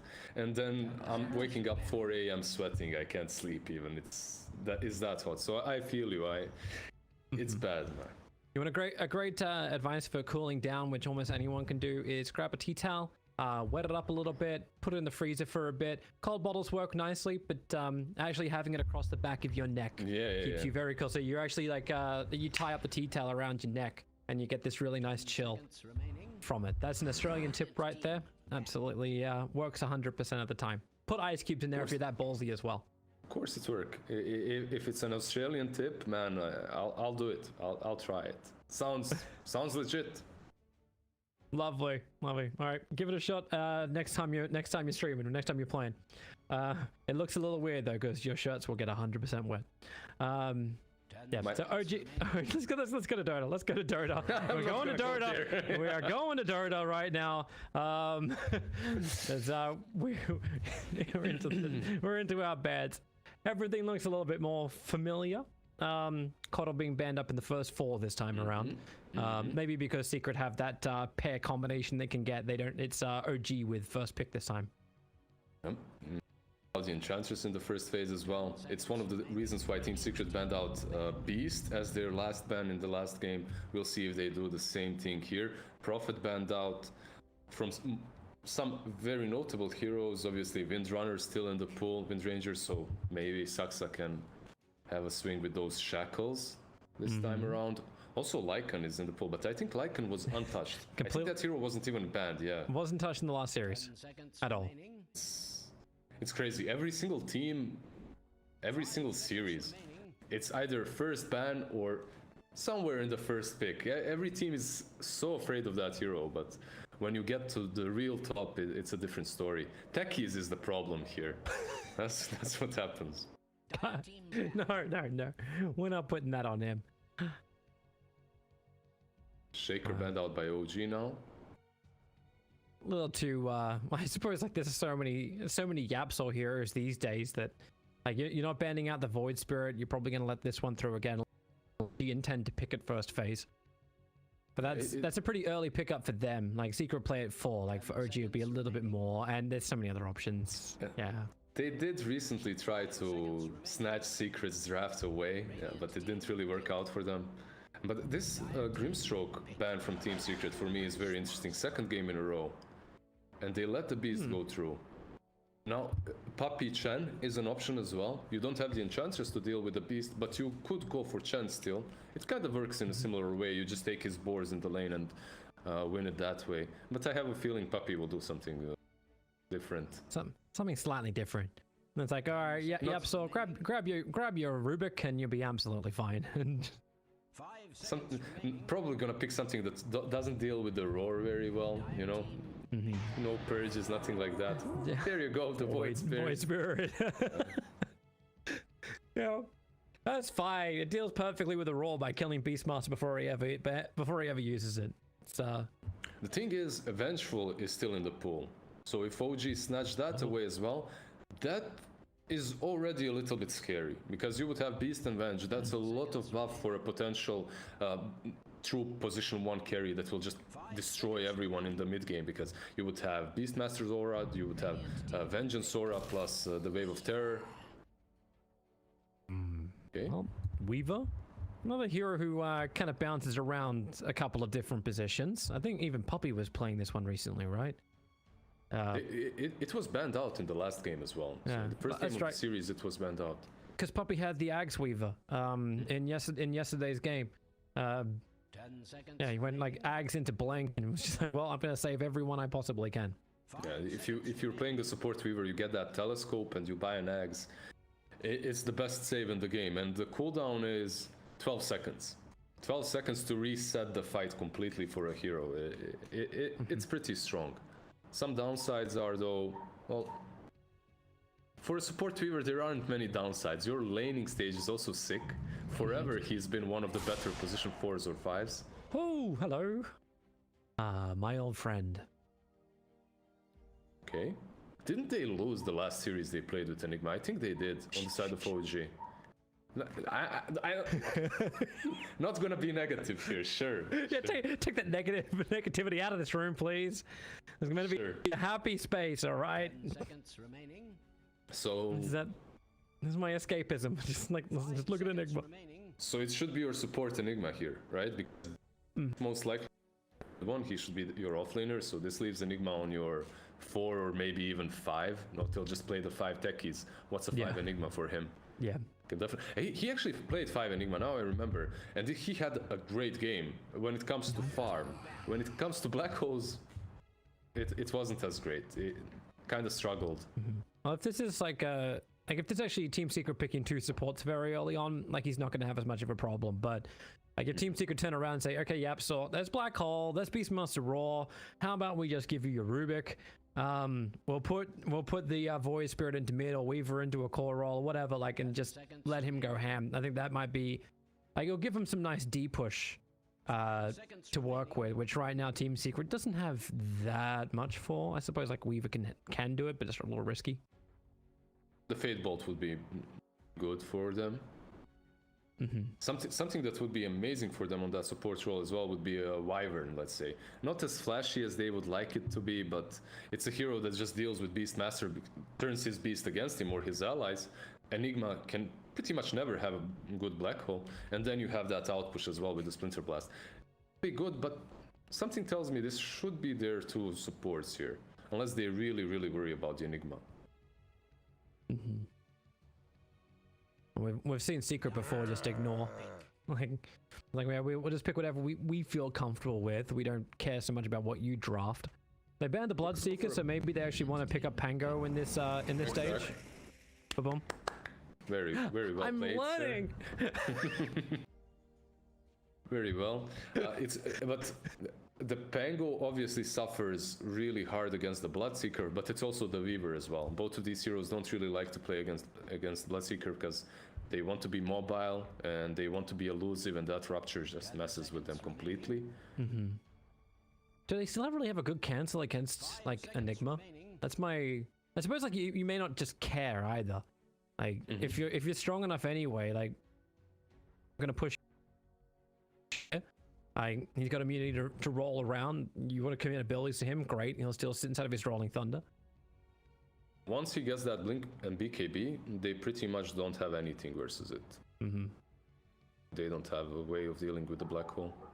Yeah, but that's what I'm wondering. Like if you just play a faster timing, like Blink BKB takes a while for an Enigma to reach, and we've seen here is like Lone Druid being played from Matumba, where it's like, all right, we're just gonna with half on a fight, let's just push buildings. I think it was that game as well they had similar problems. They were playing Enigma on the side of OG, but they were playing versus a team that was very active early on. And now they pick Shadow Shaman as well, so these two supports in their own rights can contribute to the laning stage. Shaman hits you real hard, brings a lot of disables, can push later on as well with the wards, but they're also really greedy. Like when you see these two supports, they are on the greedier side. And you have your Weaver, you have your Void Spirit constantly juking you, maneuvering around you. It looks like they might have a rough laning stage, and now the Lycan on top of that. That's the aggression we're talking about. And another reason why Bloodseeker is banned. Yep. Why does Shaman have a platform? Am I seeing that? No, no. It's something that happens on Radiant side only. So your second pick or your third pick get this platform for some reason. Any hero that's picked. I haven't figured that mystery out. Maybe Ice Frog is telling us something. Maybe something about a new hero. You imagine like these secret messages that are just left inside the game that people have to work out. It's like, yeah, it's been there for 6 years. Like, I still can't believe people haven't found it. Yeah. We have those things that were like hiding in the trees in Warcraft 3 Dota, which had like storylines behind it. Like that was a lot of fun. You had the frog, right? You had the bananas as well, like hidden writings, whatnot. Yeah. No, that was. So I told you before this game, I told you how bad my internet was. Warcraft 3, when I wouldn't have internet, I would just open up a map, cheats, get through site everywhere, and just see what's up. You know, as a kid, you're very bored and you have a lot of time. Tiny, should that be Tops and Tiny on the mid lane, right? Gives you that burst. It should feel like that. It gives you a lot of tower push. It gives you an initiation for Enigma, so you can go just BKB straight up. Toss me. It gives you pretty much burst versus every single one of these heroes. You can take them down with a single 1-2 combo. So that's pretty good as well. If he has a good laning stage, and if he gets some Blink Dagger in a decent timing, he can really create a lot of space. And this is what I love about OG. They understand, okay, supports are a bit on a greedier side, let's get an active playmaker mid. Actually wondering too, like how the push comes in from Team Secret. Like, it's like, as always, like OG had these nice low cooldown kind of time. Yes, you've got big ultimates in Beastmaster as well as Enigma, but it's Boars, it's Convergence, it's Malefice, it's Shadow Shaman with low cooldowns, it's Tiny with quick combinations as well. Like if OG can play more aggressive than a Lycan, I know that feels really weird to say because like Lycan seems to just be able to tank through everything and comes in with necro books, and you're like, oh, it's 9 minutes into the game, like, and we're already having to deal with this. Lycan pretty much just pops his ulti, makes his Necros, the Helm of Dominator Wolves, and sends them on the Shaman or Enigma, and they're dead. Yep. If you're an Enigma, you don't want to use the Black Hole on just those units, right? Same goes for the Shadow Shaman. So Team Secret, all they have to do with a draft such as this one is keep things chaotic in team fights, right?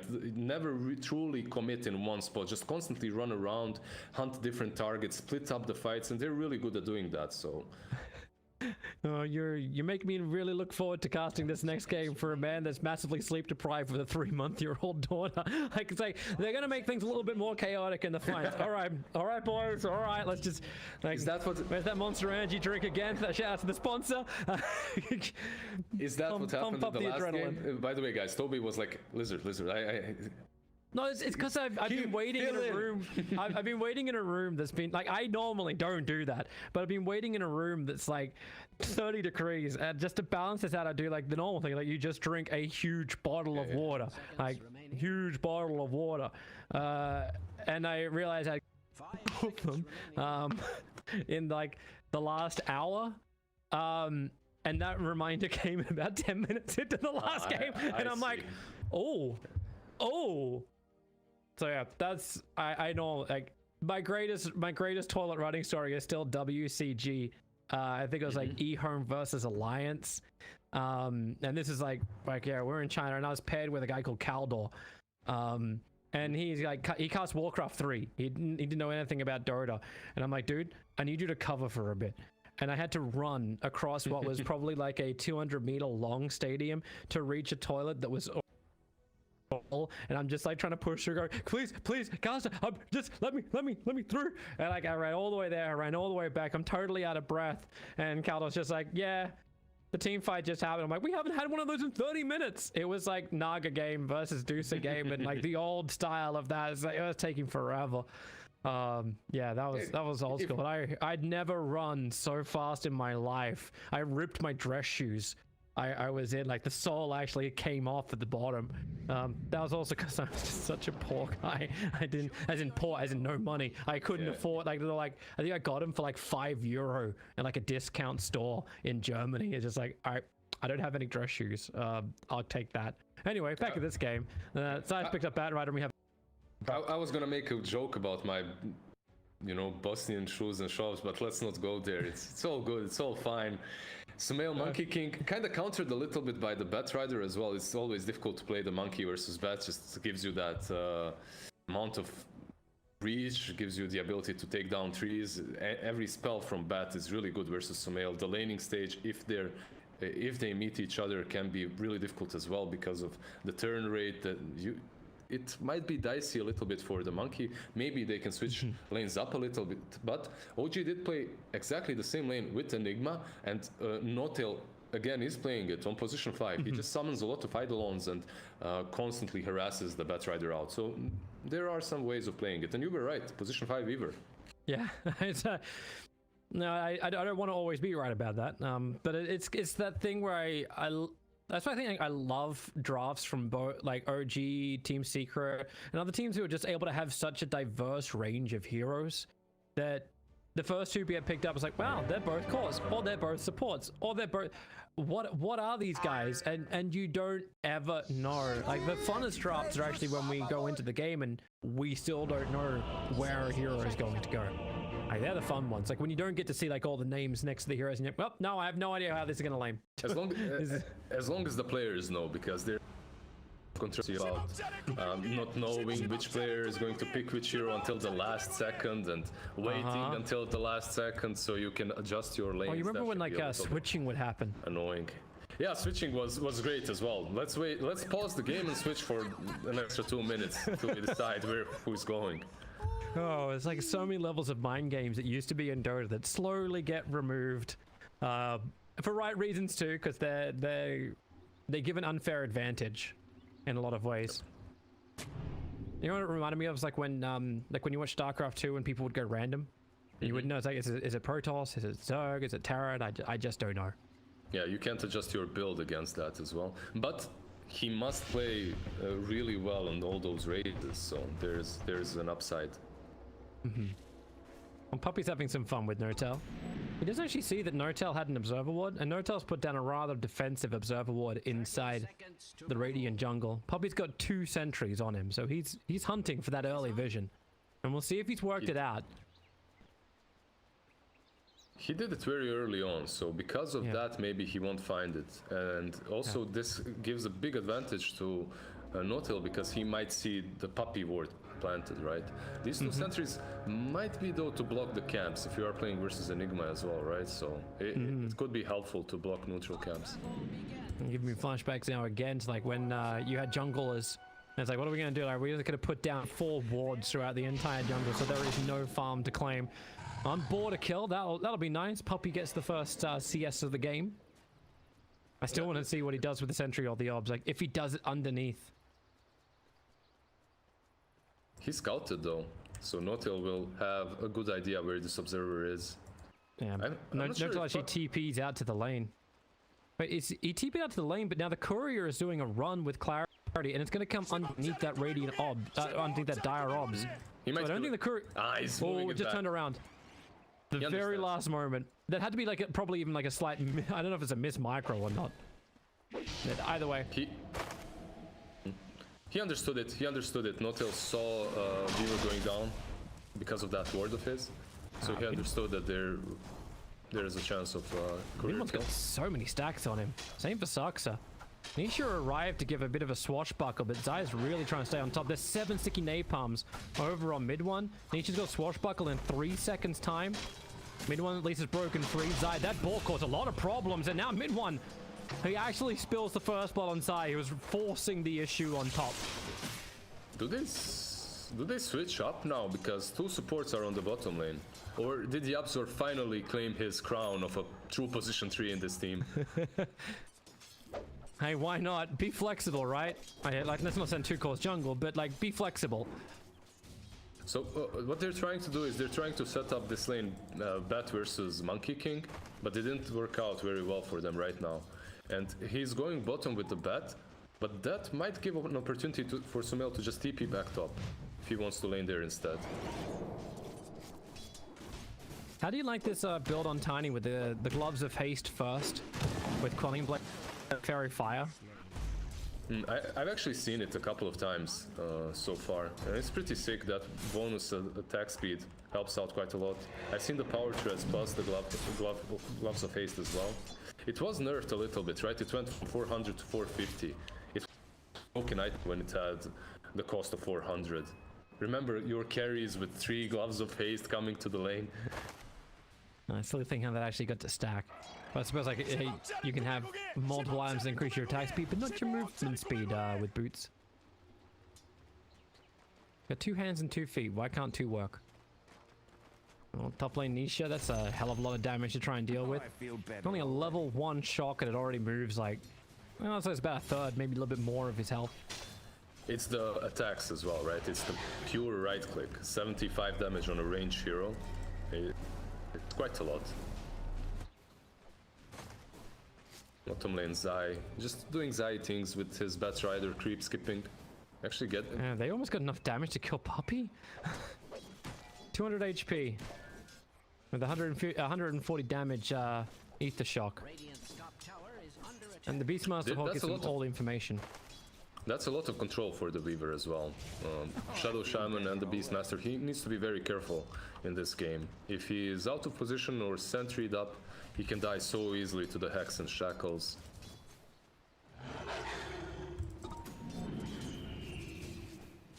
Oh, Notel's having to just try and hide inside his own jungle. Yeah, so there's not a bit better for them, but it's always interesting to see how OG enable a hero that's usually considered weak in the lane, like Monkey versus Bat. That's not a good lane for Sumail, but they just enabled him so well. Gonna be 3rd highest net worth. It's not bad. Nisha, top. He's gonna swashbuckle over. Thought for a moment the Shaman was gonna commit the shackles. He burns, like, to get his combination out, he still burns over half of his mana pool. So he only wants to do it when it makes sense. Notel, pull back in again. Sumail's gonna create a little extra space with a Boundless Strike, but that's 3 sticky napalm stacks up, and Zai's gonna close the distance. But is he gonna live? No, he's not. Sumail has just enough damage to at least get a rebuttal for it. But that's solo experience for a Monkey King. I think that's really good for him, because now Notel will TP back in, bring him all the region, all his items that he wants. So overall, it's a trade of position 5 for 3. Notel did lose his courier. That's a small part. I think Notel's finally, he's finally had enough of this sentry ward. The 5-minute Marcus camps can spawn, but the bounty runes had to go for a steal. So actually, so stops him. So 2-2.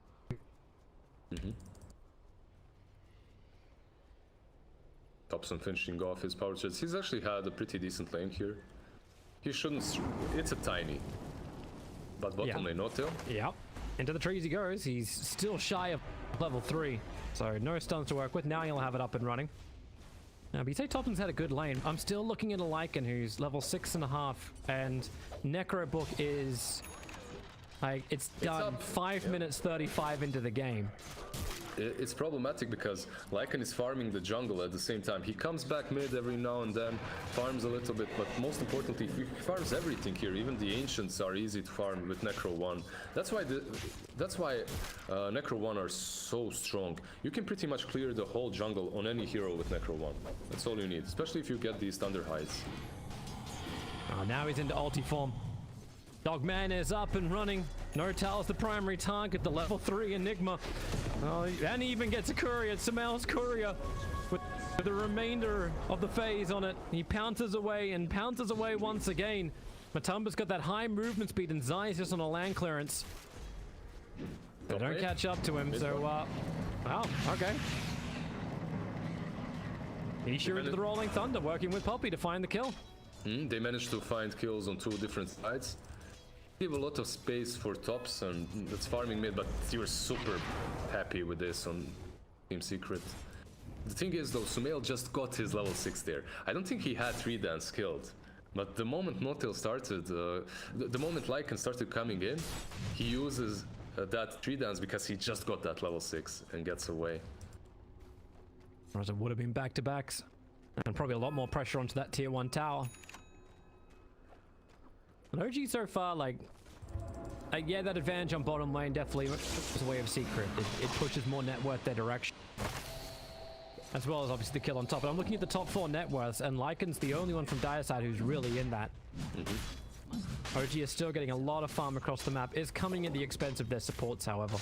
Obviously, Yabsor's been soaking up a lot from the mid, and as always, like, there's never support on Secret that doesn't get farm. And this build is going to be like on Pango. Is it your normal Pango, or is it something a bit different? Because he's been given a lot of space. He's playing on the safe lane, and it's not really the hero that he usually plays a lot. Thompson? See how Yabsor's control is going to go to work. He's just shy of level 6, so they don't have that from the Void Spirit and the toss down. Matumba's units just keep going forward and forward. And Thompson can tank through it, and you'll get back to the safety of the tier 1 tower. He's very tanky. You need to invest a lot in taking him down. And also, look, he went for the power treads and got 1 extra gloves of haste as well. Just the standard thing that you do on Tiny right now. Raw, top, puppy. And they burn him fast. Necro books level 1, and they already used the shackle beforehand. They could probably pressure this tier 1 now. It's an option for them. They still have the Necros for an additional 30 seconds. So a push onto the tier 1 should come. Now that relieves some pressure on bottom lane. I'm not sure. Lycan, he has Necro 2 ready. He has his ulti ready. This should be a dive bottom very soon. Yep. Hey, Nortel's gonna be the one. A little too far out. There goes Shapeshift. Lycan will clear the trees off, and Nortel will clear the trees off. And then they just hide away. Quick TP out from Sumail. Man. Matumba. He tried. He was looking with a Quelling. He tried, and also Sumail was a little bit unlucky there because he jumped exactly in the way of the bugs from Weaver, which gave vision on him. Thompson? I had 6. He's gonna lasso him underneath the tower. And Yabsor, quick little step forward, Thompson with more tosses, but he's got no extra regeneration. Saving all of his money to try and complete the Hand of Midas. Oh, damn, that's a Midas actually that he's building into. So it's not your casual gloves of haste, it's actually a Midas. Yeah, so we've gotten the quick buy for now. Alright, I have seen Thompson build it before as well. In one of the prior games that we've done on this tournament. I'm not sure on who, I think on Venge that he built it once.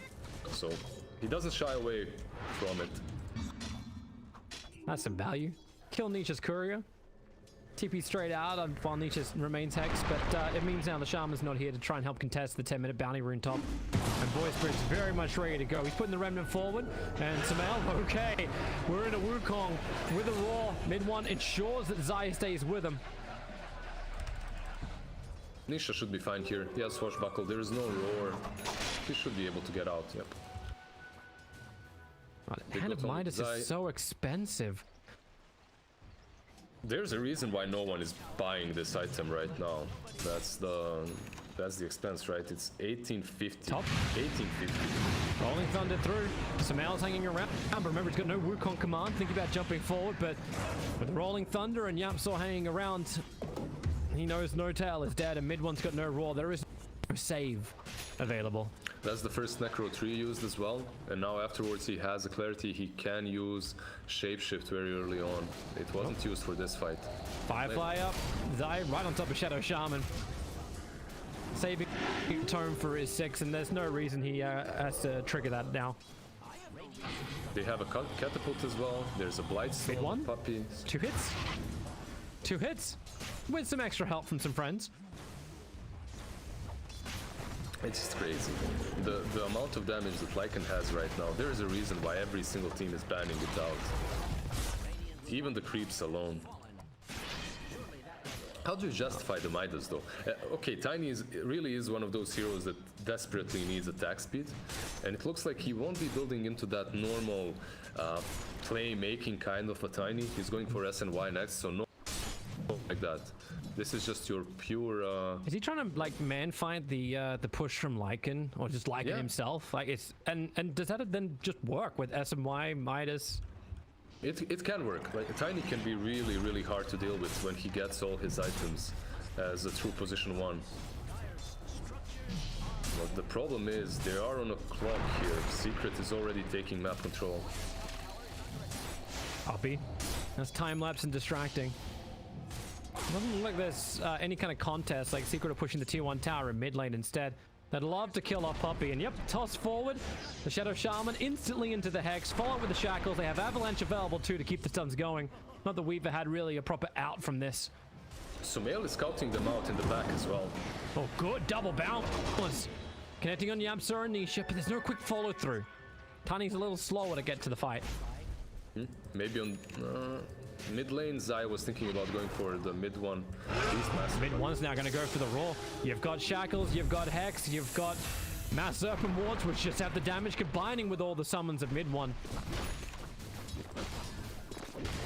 Now pressure to the tier 1 tower. It's already pretty damn low. And they can get this as well. He was so desperately trying to not use the wards there, but shackle him, but he wasn't in range, sadly. So he had to drop the wards to get the kill, which is still good for him, I think. It's worth it. Yapso's coming out.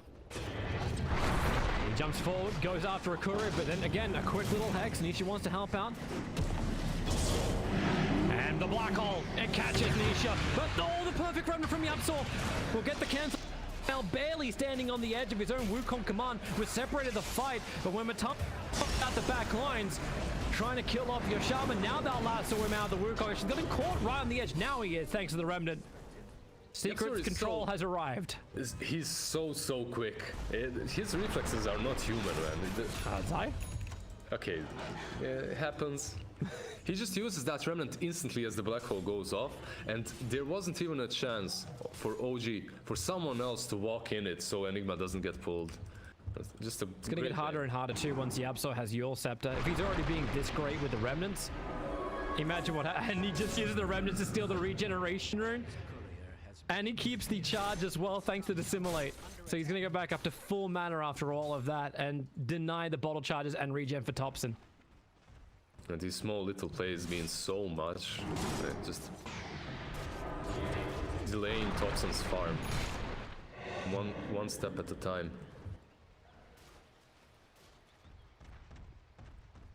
Well, level 3 Necro books are up for both sides now. Beastmaster and Lycan having them. I know you do have a hell of a amount of pushing power when you combine Necros as well as Mass Serpent Wards. Not to mention all the effects Tiny has, and when Nisha kills off Necro book like that. Yeah, okay, well, luckily, trusty shovel salve gets him out of trouble. It's on both sides though, right? On one side you have the Lycan with Necro Tree, on the other you have the Beast and the Shadow Shaman.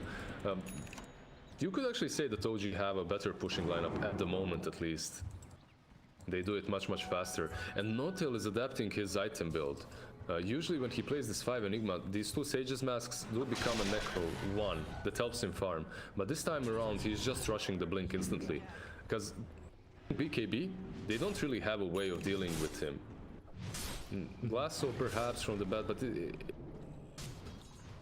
I was actually just wondering if you go the BKB and get tossed forward by Thompson, but I guess Thompson's got his own positional problems to worry about.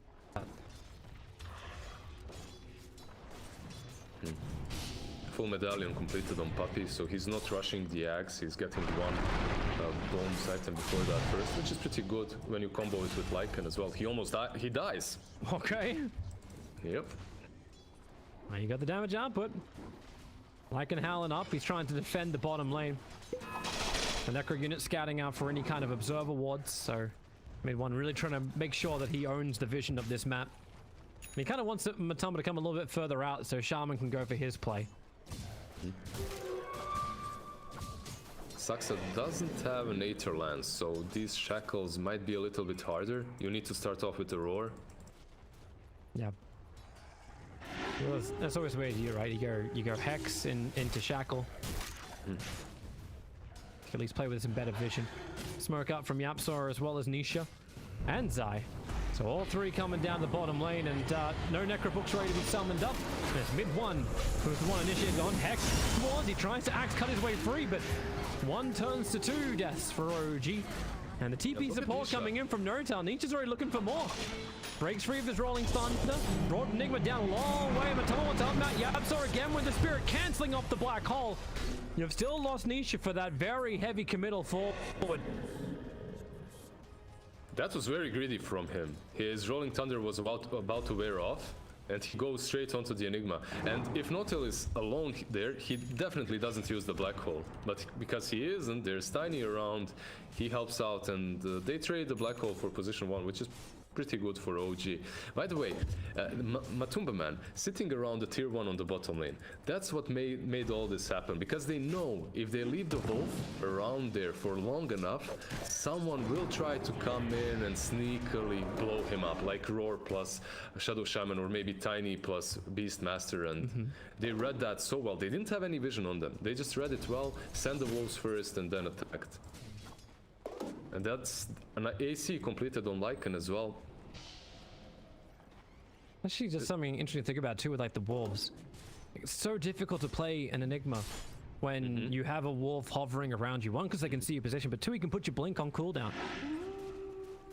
Any heroes that need that blink to initiate, let's say Axe, Enigma, they can suffer heavily against Wolves. Mules is up the Absol. Doesn't get the perfect control, so Roar out from mid one. He does some decent damage in towards Zai. Puppy's the one that soaks up the Necro Book damage. Oh, mid lane. While in mid, yeah, Nisha. He's just having a 2-on-3, the never-ending stuns of NoTel. He'll even towards Samael. Matumba now in the shapeshift. They want to go for the quick little chase. In fact, Matumba is looking to run through Suxa and underneath the tower, but quickly bouncing away is Samael. Matumba can't keep up with that, but they can force the tier 1 tower in mid. Yeah, that's not a happy Wolf. They did get 3 kills overall here, but this Wolf form was used for a bigger target. He wants something more out of it. Can Top won't get anything. Maybe tier 1. Like does OG have some kind of strength? I suppose if Secret Force it, they'll feel a little bit better about things. Nisha, starting with a Balance Strike, mid 1, summing up his Necrobooks. The Absol will create some space, but the Necrobooks soak up the remnants. Difficult to get that combination when the summons are there. Oh, Topson. For Topson already. Yeah. Got the avalanche toss onto the freshly time-lapsed Weaver. That's a nice catch, and they're going quickly for Roshan. So he already has his level 15, that's plus 300 HP. Then he has S and Y for stats resistance, power shreds plus Midas for attack speed. He's already in a small power spike in which he's able to fight. AC is the next big one. But this is a really good play from OG because Secret, if they want to fight this, they won't have a Wolf form for it. They also just use Jackals on Roshan to try and control him, but they're taking so much damage. The Remnant, it's going to catch Enigma, keep him under control. The Roar, Nisha at least is locked in one position, but Zai just playing the hillside. But the Wukong's command kills him before he can really achieve anything more. Has done damage to Samael and Topson. And Nisha continues to go on his own little rampage, looking towards NoTel, looking for a quick little swashbuckle. Now back off cooldown, jumps in front of Topson, and the battle's now split into multiple parts, off towards the left. Lycan as well as Pango going after the big Tiny, after Topson. All that resistance, all that control still means a triple kill for Matumba. And Samael is on the wrong side of the river, and Puppy was the one keeping him out of that fight. Now they do have the Wolf form, and they are about to take Rush as well. And Zai, he's one of those players, he truly does die a lot in every single game, but his stats also mean so much, because he forces the Tiny and the Monkey King to be completely out of that fight while everyone else in their team is dying. The Roar is used on the Rolling Thunder, but no one is killing that same Roar target. And Lycan, just with his Necros, is able to completely deal with the mana of Topson, and he's kinda useless after that. He needs to run. Damn, that was sick. I loved how Zai also tried to pull them over the cliff and out of the Wukong's command, but he died a little bit too early there. Still a nice attempt. OG aren't giving up at all. 9k is the advantage for Team Secret, 20-11.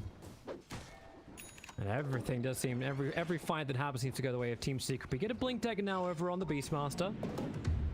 Maybe that's something to work with. The Soul Cure is still taking a little bit longer for Topson to achieve. We haven't really seen, like, we've got item progression from Samael with the Echo Saber into Maelstrom, so that's...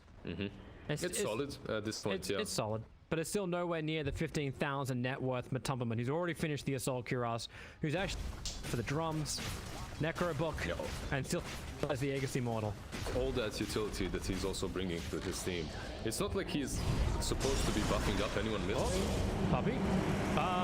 Black Hole trying to catch Zai and pull him back over again, but the Remnant and the Rolling Thunder from Nietzsche catches everything else. And that's an Aghanim Scepter on the Pangolier. He's having the time of his life. And Matumba's ready to push bottom. Yeah. They're coming in. He has AC, he has his ulti, he has everything. There's no black hole. Look how fast Nietzsche just moves in. Keep the fight going. Shadow Shaman comes to front lines and he quickly loses half of his own life. Fortification will remove the dire creep wave and the summons. Okay, so one thing that Team Secret don't really have is sustain, right? You don't really have these mechs or pipes or anything like that that will heal you up all the time. You can have some salves from when you go to that's as close as you kind of get. Oh, hello. Thompson found his target. He found Zai. He'll sacrifice his own life, however, because Matumba's already there in shapeshift form with the entire army. They're making these unfavorable trades all the time. There's a wolf form though. He's chasing. Blink defensive for the Beastmaster keeps him up. They might catch him here. He's got Roar available. Lycan's got him pretty deep. Hex has already gone out, and now, well, be the Beastmaster Roar. He wants to. Mid one actually saving it. Realize they don't need it to kill Matumba. They break the Aegis Immortal, so they'll need that secondary control. Nietzsche into the Rolling Thunder, looking to move forward. He's instantly focusing on the Shadow Shaman. Kills him up while inside the Wukong's command. Lycan is in a lot of trouble. He needs some extra help to come in here, and he's got it in droves. Matumba gets to live inside the ulti of Monkey King, and it feels like no matter what OG throw at Team Secret, they just can't get themselves the kill they're looking for. That's just another wipe. He's baiting them in. He knows he has that Aegis. He moves back, and yeah, you might be saving that Roar for the Lycan, but it doesn't matter because they don't have enough firepower to take him down. You could see Nisha, he's using this Pango so well in the backlines. He cleans up the supports and then he moves towards the Monkey King. And because he's positioned so close to the walls, he's constantly bashing him. And you don't have your black hole. That's your biggest teamfight ability, right? It should be a side at least. It should actually be two. Zai was able to grab the bottom creep wave, so they've even got momentum down there. Well, quick little avalanche from Thompson trying to create some extra space. It might just one advantage. And remember, that Aghanim Zone Weaver is completed. So from this point onwards, just jumping on top of someone and blowing him up is going to be very difficult for OG. Look how Matumba just uses shapeshift to run down and kill agents. It's like, well, they're not going to fight us anytime soon. We're good. They saw Thompson. They had the sentry, but... Oh. Mid-one put the axes up. He was going for the Roar, but just couldn't connect in time. That's one of the reasons why he went for the blink as well, right? No, not your... At least not right now the most common item on the beast. Usually you just get Necros and a lot of utility, your Vlad. But he goes for blink because he understands how difficult it is to catch these heroes. The mobility on the side. You're gonna try and battle for the 25. Hawk just sees a lot. Mid-one's trying to hold back a little bit further. Smoke hasn't actually caught Shaman. Okay, yeah, they feel it. They know something's coming.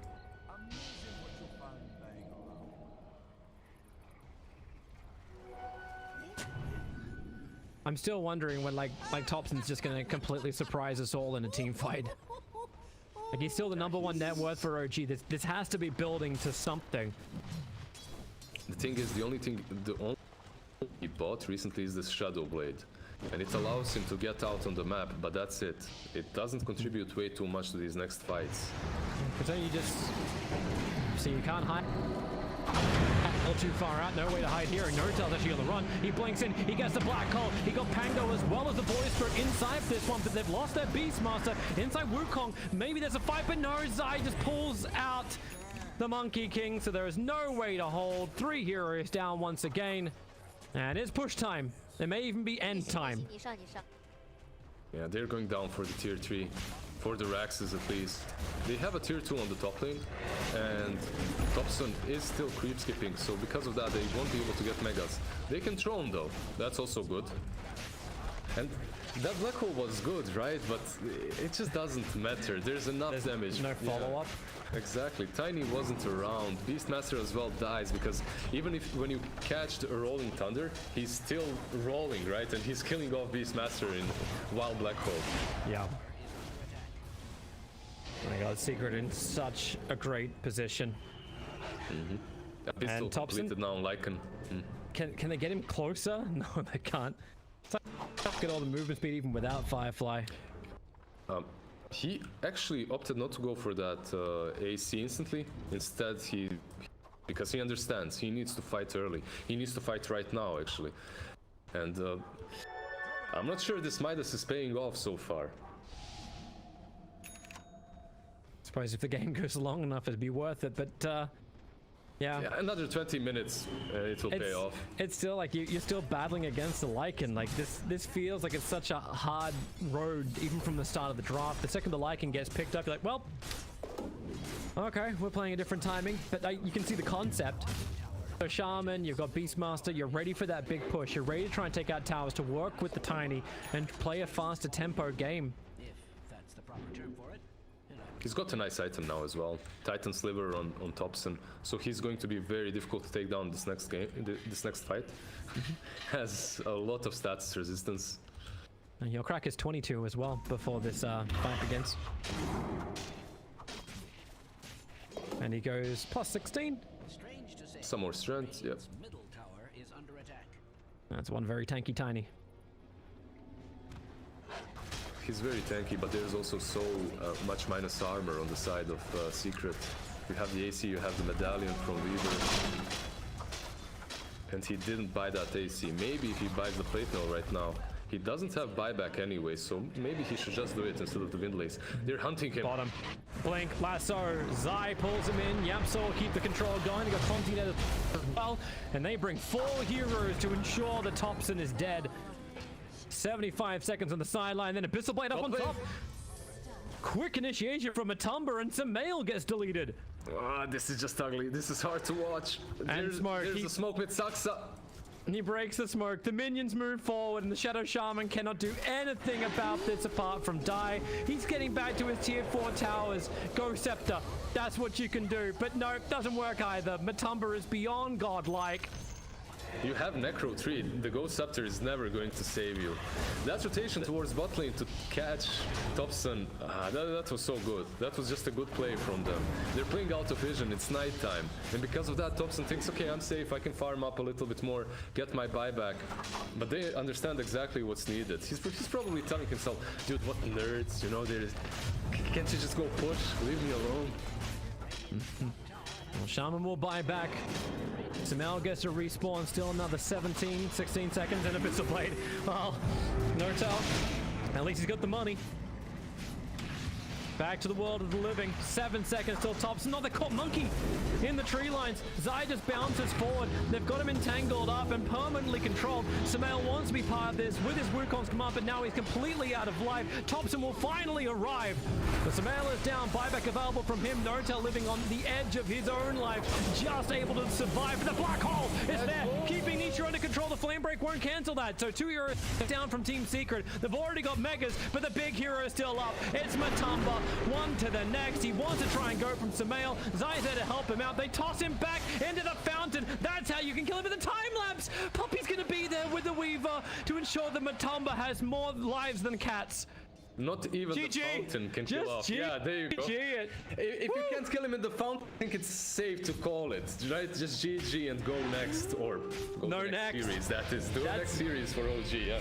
That's it. That's actually the last series to be played for the group stage. No tiebreakers with it. That is going to push Team Secret to the #1 seeded position out of Group A. Nigma in second. That puts Viking GG in third, and OG sit fourth. That is the final positions of Group A.